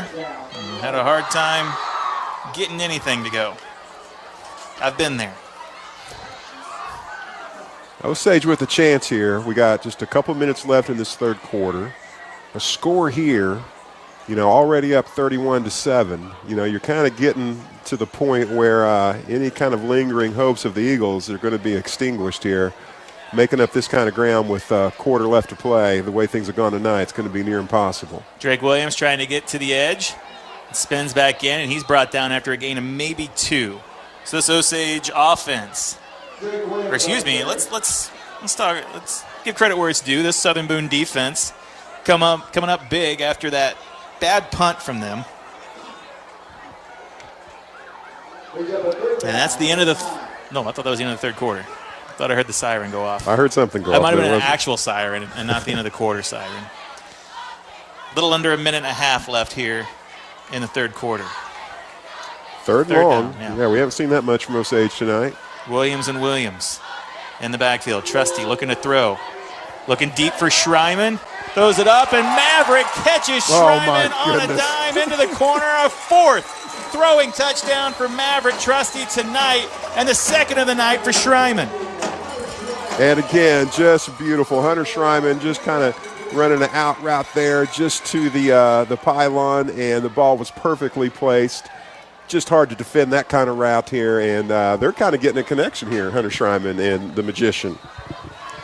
24-yard pass completion for the touchdown. 37-7, looking to add a point to that here. Compliments of Brady Clark. And that kick is blocked and still goes through the uprights. Good. So 38-7 on the scoreboard. Taking a break. 1:12 left to go in the third. Come back with a kickoff after this. Listen to Cool 102.7 Sports. This is America, where football means football. As the bumps and bruises of football season and life build up on our bodies, wouldn't it be nice to soak away those issues in a brand new Bullfrog Spa from Pacific Pools? Enjoy stepping away from the rigors of life, the aches and pains of the past, and current injuries, arthritis, or stress of the workday. Get yourself into Pacific Pools and order your new Bullfrog Spa today. It only takes 21 days to construct and ship. And listen to the Lakers take the field, all while soaking in your new Bullfrog Spa. This is America, where football means football. There's only one place to hear Osage Indians football. Back to the game. On your Indians' hometown radio station, Cool 102.7. 2 possessions, 2 touchdowns for School of the Osage here in the second half. 38-7 on the scoreboard. Osage out in front of the Southern Boone Eagles. California and Eldon tied up at 20. Fourth quarter action going on at California. Steve, for the drive summary. Yeah, Osage didn't have to go far, as that short punt there. Osage starting with the ball at the Southern Boone 25-yard line, so 3 plays, and they had a couple runs there for just 1 total yard positive gain. But then we had that pass to Hunter Schreiman from the Magician, one there, 24 yards for the touchdown to seal the deal. Kickoff fielded right at the goal line and brought back to the 24, and that's where Southern Boone will take over. Southern Boone shut out in the first half, came out, got the ball to start the third quarter, converted on a 4th down, and then got an extracurricular activity penalty from the Indians, a late hit out of bounds for an extra 15 yards, and then just a bomb thrown from the quarterback Shear. Tippy-toe catch in the back of the end zone from Troth, and that's how they got on the board. But that's the only touchdown of the night for this Southern Boone team, 38-7 on the scoreboard. 3 wide receivers outright. And out to the right is where he's looking. Trying to find Wren on a quick hit, and they do so.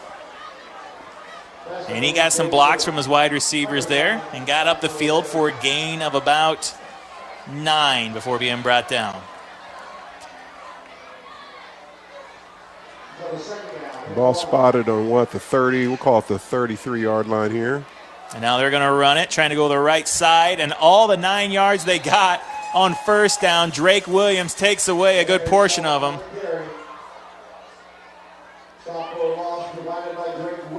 To set up 3rd down and 5. The young man just has so much speed. And that's how he got that touchdown earlier. Just found the edge and found a way to get around it. And kind of use that same speed to get in their backfield and just cause all kinds of havoc here. 3rd down of the drive. We're looking at 3rd down, as you said, and 5 or 6. And Blair Oaks, where'd that come from? Southern Boone looking for just anything to keep this drive going. A 3 and out is not what they need at this point of the game. They'll have to talk about it and see if they can come out and convert third down at the start of the fourth quarter.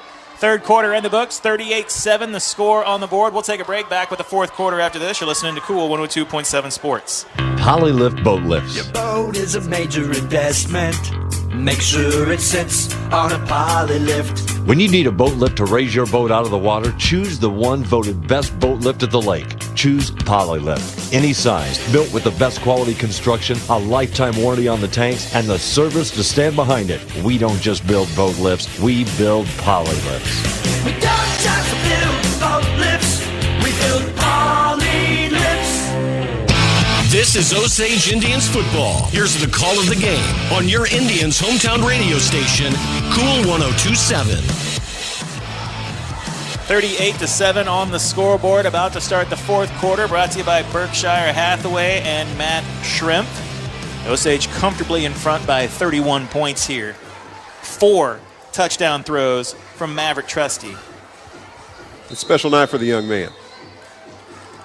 Making a case for the MVP tonight. We'll see. A little early, right? Knowing you'll probably give it to somebody else. 3rd and 6. Here comes the pressure. And there's just nowhere for him to go. Another quarterback sack, and this time it's Colonius and Ethan Wall converging at the quarterback. And there's just nothing Shearer can do. He's just being chased around relentlessly in the backfield. It's a huge loss and sets up 4th and long. About a 10-yard loss there, putting them in the place where they got a punt. California scores to go up 27-20 on Eldon. Putting Eldon's back against the wall now.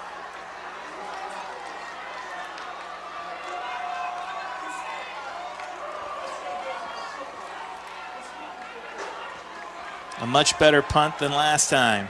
Schreiman calls for the fair catch and takes it at the 46-yard line, and that's where Osage will take over.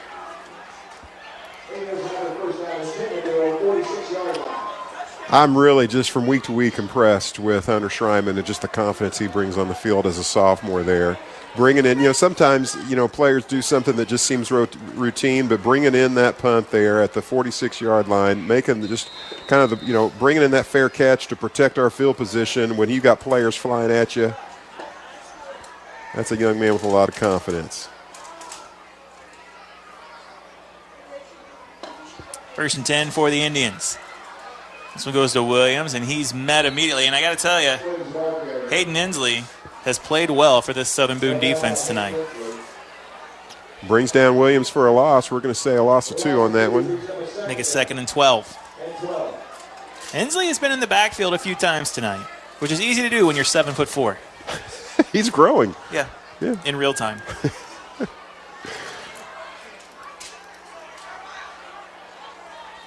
Second and 12, Blair Oaks. Gosh, Blair Oaks again. What is going on? I don't know what's wrong with you, dude.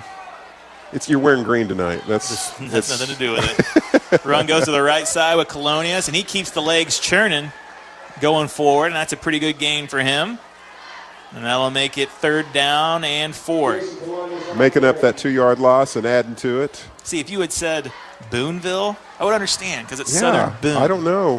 But you're just saying a random Twice team. I've said Blair Oaks. I don't get it. Can't explain it. 3rd down for Eldon. Is that here? No, I was just talking about you. Hey, it's ball close to the 50. We can call that the 50, That's right? your yard marker. Williams into the pile and can't quite move it forward, and that's going to bring up 4th down and 3 for the Indians. What do you do here? Up 38-7. I think you punt this one away, don't you? Yeah, it's all about the game of field position here, and our defense is playing well. Put them in a position where they have, Trusty is shown himself to be a pretty talented punter. He is the Grover Cleveland of punters, just vastly underrated. I'm waiting for you to do a Grover impersonation. Do you have that in your repertoire? I got that in the repertoire. Okay. But just punt goes up and it hits a Blair Oaks player. And Osage is going to come up with it, I think. And they do. That's Landon Childs. Wow. It hits one of the gunners in the rear. as he's blocking downfield, and that makes it a live football, and Osage comes up with it. How do we score? That's a new drive, or that's a continuation of that drive? That's a great question. I think it's a new drive. Okay. Like it's considered a turnover maybe. But it's right at the Winter Shelton Real Estate red zone marker at the 20-yard line. 38-7, 9:15 left to go in this one. Osage comfortably in front, and they got the ball with a chance to score once again. 1st and 10, Maverick uses the hard count, and they're going to give the Indians a chance to move it up 5 yards. And it looked like we were going to go through the air there as our receivers were running downfield on that. Instead, it's a 5-yard penalty. Make it 1st and 5.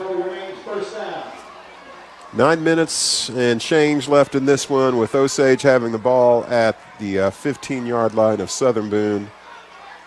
His handoff goes to Aiden Williams, and he had space on the right side and just got tripped up right as he went through the line of scrimmage. Still manages to pick up 2 before being brought down. Makes it 2nd down and 3.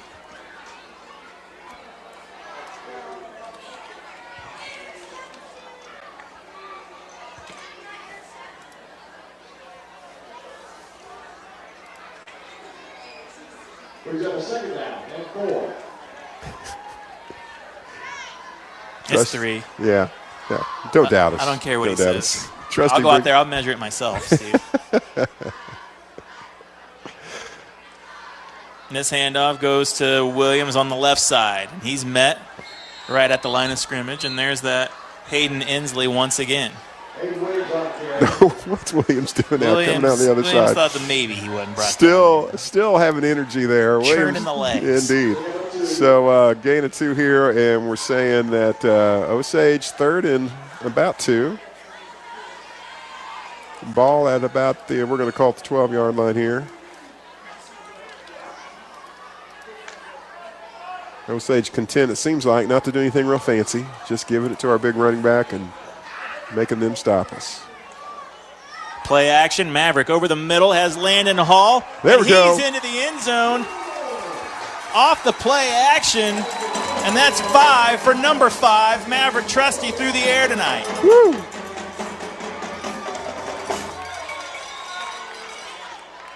If I told you before the game we're going to see 5 touchdown passes from the Magician. Oh, I'd have said yeah. Because I believe in him. Okay, well, I believe in him too. But if you'd, I guess maybe if you told me that, I would have doubted you. Wow. What a game he's having. I'm going to tell Maverick.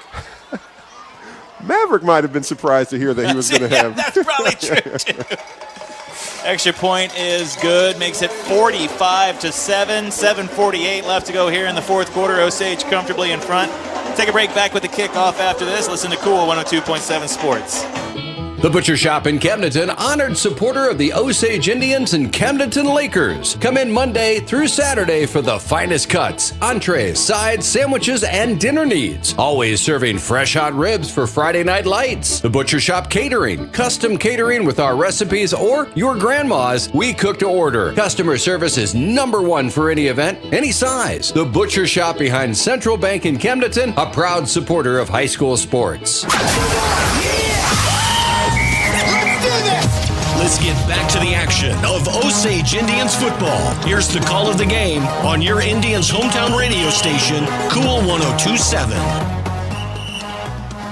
A 45 spot put on the scoreboard from the school of the Osage Indians. 45-7 over Southern Boone here in the 4th quarter, brought to you by Berkshire Hathaway and Matt Schrimpf. It's a lot of points, Steve. Not what we would have predicted tonight going in for sure. And this has been just a complete game by Osage. Whereas last week against Booneville, we kind of had that first half that, made us a little nervous. Some missed opportunities there, but they've just played solid all the way through. Pretty good return here. Best return of the night for Southern Boone as Braden Jackson brings it up and past the 30, and they'll start at the 33-yard line. Eldon scores a touchdown and misses the extra point, so they are down by 1, 27-26, with 7:02 left to go in the 4th quarter there. We got similar, about 7 minutes and change, and this one is here. A lot of score. Our score is not close. Symmetrical. No. Now, see, Steve, what symmetrical means. I'm still struggling with depth perception. Come on, man. I know you are. This handoff goes to the right, and just he's able through. to break the tackle, but he's hit in the backfield, and then he's able to stay on his feet. A little dipsy-do. Gain, we're going to call that about 4-yard gain here. One of the few positive gains using, rushing the ball that Southern Boone has seen.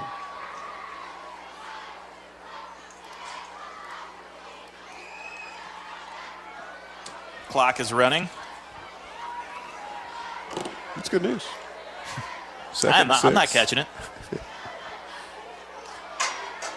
Trying to use the hard count there, it looked like, to try to get Osage offsides. Trying to get any positive. But the count is not hard enough. Indeed. Takes a snap, now hands it off. There's a little reverse action. They're going to get into the middle of the field, and that's Jace Trott who has the touchdown reception. Might be a little late to put your hand in the bag of tricks and try and pull something out here. We'll give them one there. Or maybe it's the perfect time. I don't think it's going to change the outcome too much. Another 3rd and long. Call it 3rd and 5, I guess. 3rd and 5, I guess. Coming up for the Eagles. Third down, 6. Okay, thanks, Dr. Yoder. Motion left to right, takes the snap. Here comes the pressure from the backside. Bird chasing him down, and he throws behind his receiver, incomplete.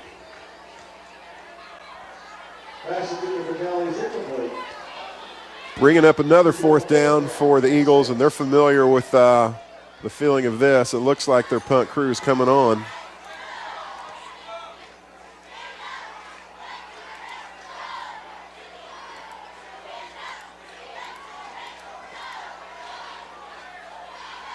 Clock running, coming up on 5 minutes to go.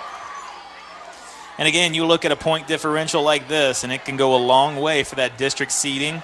Obviously, they go by record first, and then after records, it's about points for and points against, and that is how they determine the district seeding. So again, a big win here tonight like this, probably going to help School of the Osage secure a first-round home game in districts. And how great would that be considering how far away all the teams are in this district? Hannibal, Kirksville, Mexico.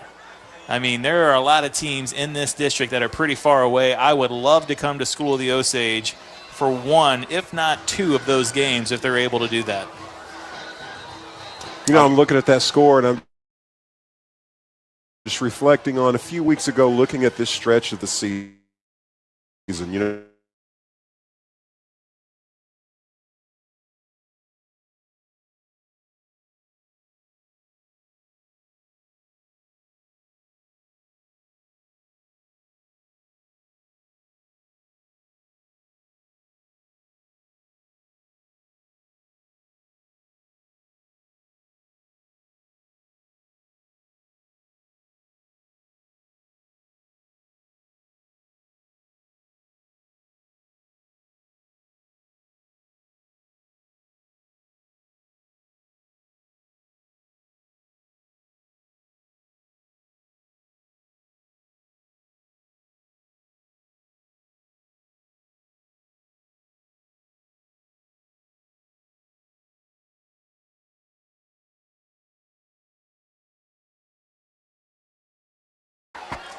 Those away games on long road trips like that, I think, are kind of a unique challenge as well.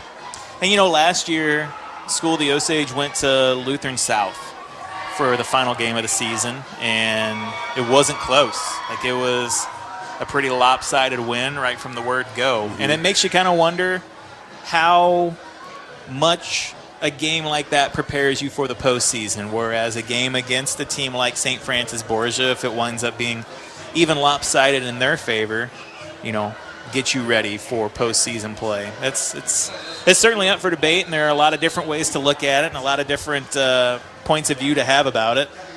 I don't think, they're not looking to just schedule teams for a win. And I think picking up St. Francis Borgia, they knew a challenge. They knew what kind of challenge it would be. And I'm hopeful that we go out there next week and we put out a pretty good effort. Yeah, I think, people listening online and watching YouTube, I think our numbers will go up next week. So you're welcome, obviously, to join us and spread the word on that. Meanwhile, Brock Arrowwood, a big gain past midfield for the first down, Pacific Pool first down. So Arrowwood with the big run there, pick up the first down. I call that a 34-yard pickup there from the young man. And what was it Coach Jolly said last week in the Rock Island Insurance post-game interview when he talked about his running backs? He said there's another crew just below Williams and Colonius that he's just as excited about. Hey, I'm going to push you a little bit because he said more than that. He thought they might be better than what he currently has. I was a little like, what? What? You were like, what? I was surprised to hear him say that. You were like, what? Not my running backs. First down at 10 at the Southern Boone 45-yard line with just under 3 minutes left to play in this one. And this one's going to be Bird with the carry. And he's up the middle. Another 5 here. Clock continues to run.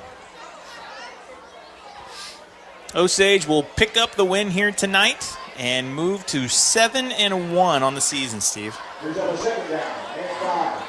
It feels good, right? When you start the season, you have hopes, but you have a lot of uncertainties coming off a season of being 4-7. And this is a good place to be as an Osage fan.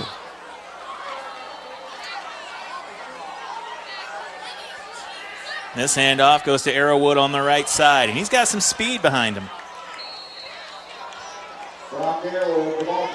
Picks up, we'll say, another 10. And the first down. I see Arrowwood out there running with a lot of speed. It reminds me of myself when I was his age. What part of that reminds you of yourself at that age? Player down for Southern Boone. Okay. California scores a touchdown, and they miss their extra point to make it 33-26. So Eldon still in that one in the fourth quarter up in California. Down here, it is a little more decided. It is a lot more decided with 1:44 left. The clock stopped right now as they check on the injured player down on the field. Didn't want to take a commercial timeout as we're so close to the end of this game now. And you hate to see someone get hurt this late in the game. Tell you what, we will take a break. 1:44 left to go here in the fourth. Nope, we'll keep it here. 1:44 left to go in the fourth as he gets up and walks off the field. That's Joey Meyer. You have healing powers, You were going to threaten to go to a break, and he's like, okay, I'm good. I'm good. No commercials.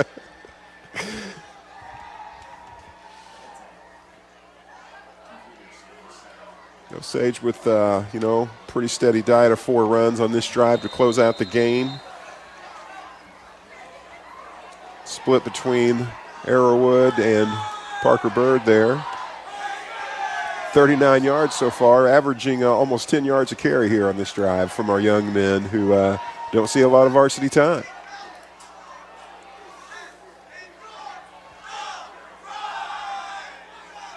And this run goes up the middle. And gain of about 2 before being brought down. Was that Bird on that one? Or I was think that it someone was. else? It was Bird.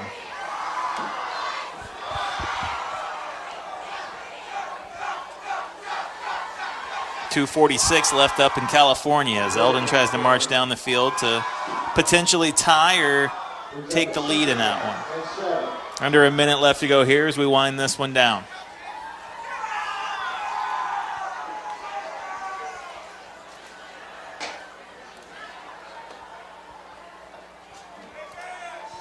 Again, we'll have Coach Jolly for the Rock Island Insurance post-game interview coming up. Trusty takes a knee, and that's how this one will come to a close. So Osage will move to a record of 7-1. Their one blemish against Blair Oaks, who is likely state-bound, considering their record and their effort so far this season. But 7-1, certainly a great record for School of the Osage here. Southern Boone will move to 5-3 on the season, a final score of 45-7. down here at School of the Osage. A great win, and outside of Blair Oaks, Osage will basically take home second place in the Tri-County Conference with this result here tonight. We'll take a break, come back with the High-Tech Auto Body post-game show, talk to Coach Jolly in the Rock Island Insurance post-game interview.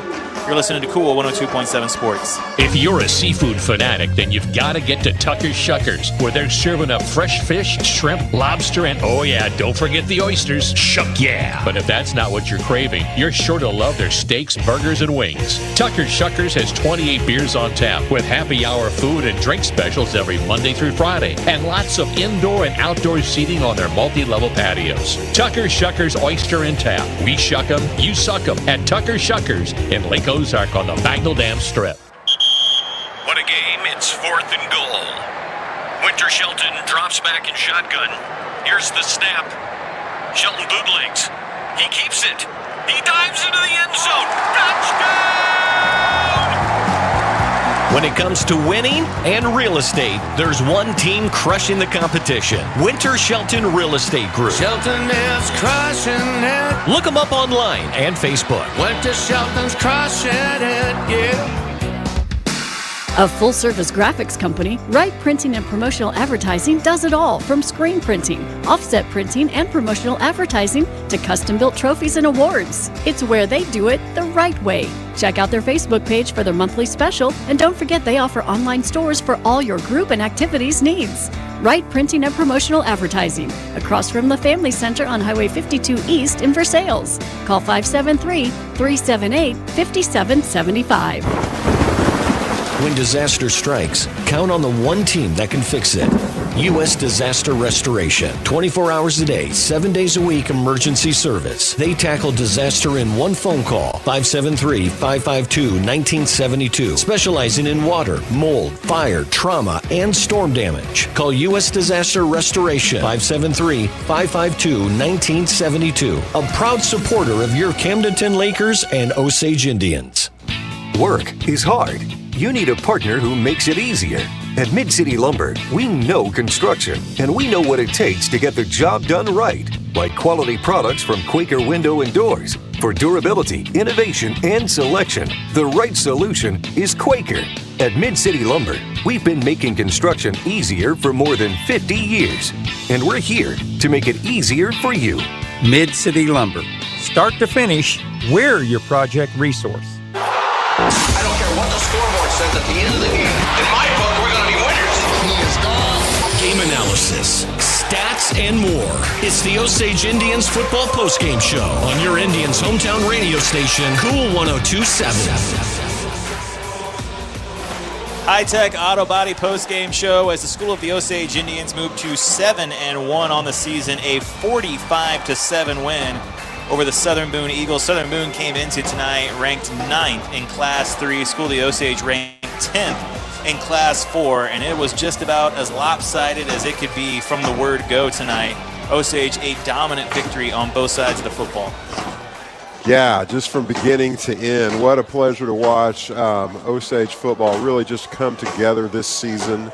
And on a night, you know, when they knew this was going to be a test, coming against a team that beat them by 3 touchdowns last year at their place, to come back and just extend our success here, going up 7 wins, 1 loss here, only coming against a team, you know, that is beating everybody in Blair Oaks, the name I keep wanting to say tonight. So just a great year to be an Osage fan. And again, we talked about how good St. Francis Borgia looks for next week, but Osage has to, man, they're building confidence. And as they go up to their place next week, I don't know how you can prepare any better than what they've done so far in these last 2 weeks against Southern Boone and against Booneville. Yeah, dominant victories throughout the course of this season for School of the Osage. Just a 7-point blemish against the defense tonight, but that helps kind of keep the point per game differential down. Of course, that point differential is how district seeding is figured out. It was likely that School of the Osage will host a first-round district game. Don't want to get too far ahead as we don't know the results of other teams in the district, but Osage came into tonight 3rd. They get the win over this Southern Boone team, so likely to be pretty close to that as well in that area. I would love to host a game here in 2 weeks. That would be great. Our next broadcast coming to you live next Friday night will be from Washington, Missouri. We'll have School of the Osage against St. Francis Borgia as Coach Jolly makes his way up here for the Rock Island Insurance post-game interview. And again, we'll have that broadcast for you on MoSportsZone.com and as well on YouTube. Look up MoSportsZone on YouTube.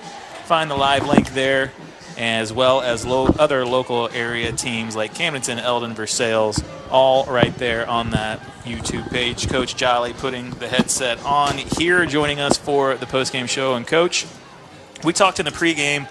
The matchup that we really wanted to take a look tonight was this Osage defense against this Southern Boone offense. Southern Boone kind of similar to what Osage had done against similar opponents. They had put up points at a premium, but your defense really stepped up tonight, stifled a lot. Your most sacks by far this season. You got pressure on the quarterback and really just kind of did everything well on the defensive side tonight. Yeah, I mean, there's a lot of things to be excited about, but just complimentary football, special teams-wise, you know, from offense to defense. Those are like putting the three phases together. That's a good example of what we've been looking for. So, you know, we talk about getting better each week. I don't think there's any doubt that we can talk about we just got a lot better tonight. And then tonight felt like the best way that you guys have used the running game to open up the passing game, especially even down towards the goal line. We were surprised broadcasting after watching you guys all season, really running that play action near the goal line, really all your long passes coming off play action plays. Talk about using that run to open up the passing game, and then Maverick throwing for 5 touchdowns tonight. Well, I mean, that's exactly what's supposed to happen in play action and when you run the ball well. But the thing that I'm most proud of is just this: you continue to grind in practice, you continue to work on things, and that's what you expect is improved play and those types of, you know, games like that. But no, this was a big coming out party for Maverick and his receivers. But, you know, guys, and like going into it, like we have our coaching staff right now is absolutely killing it. And what I mean by that is these guys, the attention to detail that they're putting in each one of their position groups on both sides of the ball, and Coach Butler leading the special teams have just been chipping away, putting things together each week, and then here we are with the product. And again, we're not done. So, but it was a good product tonight. You got next week against St. Francis Borgia, but talk about getting this team ready for postseason play, the district that you're in. Didn't get a chance to talk to you earlier this week, but I would have asked you about the district and how you're trying to situate Osage in that postseason seeding. Yeah, we're not situating anything. I'm telling you, Craig.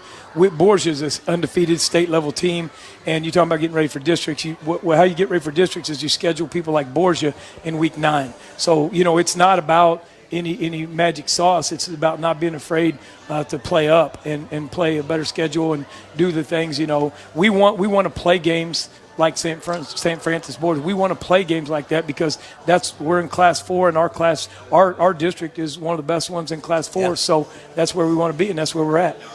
Well, Coach, you pick up the big win here tonight against Southern Boone, 45-7, moved to 7-1 on the season. Still got a ways to go, though. I'll talk to you next week in the pregame interview, but for tonight, congrats. Go ahead. I appreciate it. I just wanted to say one other thing. We talked about as a group coming in, we got all the seniors in there, and we said, you know, 4 years ago, you guys are the guys that came in and hitched your wagon, you know, to our staff and our new program, and then look where they're at. You know, it's just about that investment and understanding that the returns, the delayed gratification. But I couldn't be more proud of those seniors tonight on senior night playing their best game. But it's all because they came and they showed up and they wanted something better. They wanted more, and they're the ones that are driving the truck right now. So hats off to them. Yeah, you got them as freshmen. This is your 4th year here trying to go through, and you talk about the 4-year plan. So these guys have been with since the very beginning. Super proud of them, and look at how they all played. I mean, Landon Hall getting the end zone, you know, it's funny how that stuff walks out. And then we got Gabe Nimmo walking out on senior night as a captain. You know, that young man stays after practice and does all the things. Those are the models that we're looking for the younger guys to see, and now they got a good thing to look at. All right, 45-7. Osage picks up the win tonight, moved to 7-1. That's Coach Shannon Jolly joining us for the postgame show. Thank you, Coach. Our next broadcast comes to you live next week. We'll be up in Washington, Missouri as Osage takes on St. Francis Borgia. And as like Coach Jolly just said in this interview, that's a team that has aspirations to go far in state, St. Francis Borgia, and he's looking to really get his team ready for postseason play and play meaningful competitive games. And that's what Osage wants to go up to Washington next Friday night and do. We'll have the call for you right here on 102.7 as well as MoSportsZone.com and YouTube MoSportsZone or the MoSportsZone app. As far as awards tonight to give out, Steve, let's start with the one that I find here first. And that is the jackhammer hit of the game by Andy's Frozen Custard. I feel like a broken record on this one. So I hope you found something that I didn't see, but every time I'm looking at Jason Colonius breaking the line of scrimmage and bearing down on the quarterback, and whether he is able to, throw that ball out or not, bringing that quarterback down, and you're talking about a quarterback needing a few minutes to recover from that particular play. So did you see something? A couple guys had big hits. I mean, Colonius is probably your best answer.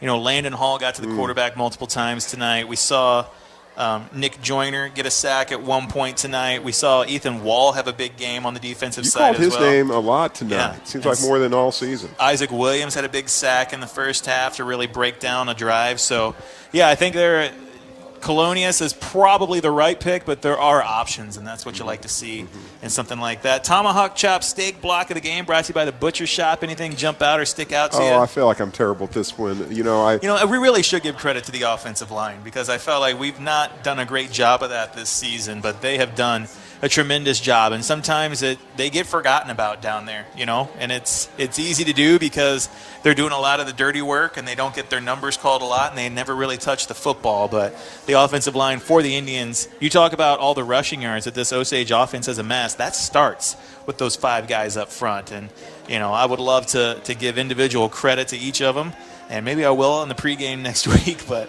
for now, let's just say the Osage offensive line. No argument there. And then the Mills & Sons Insurance MVP player of the game.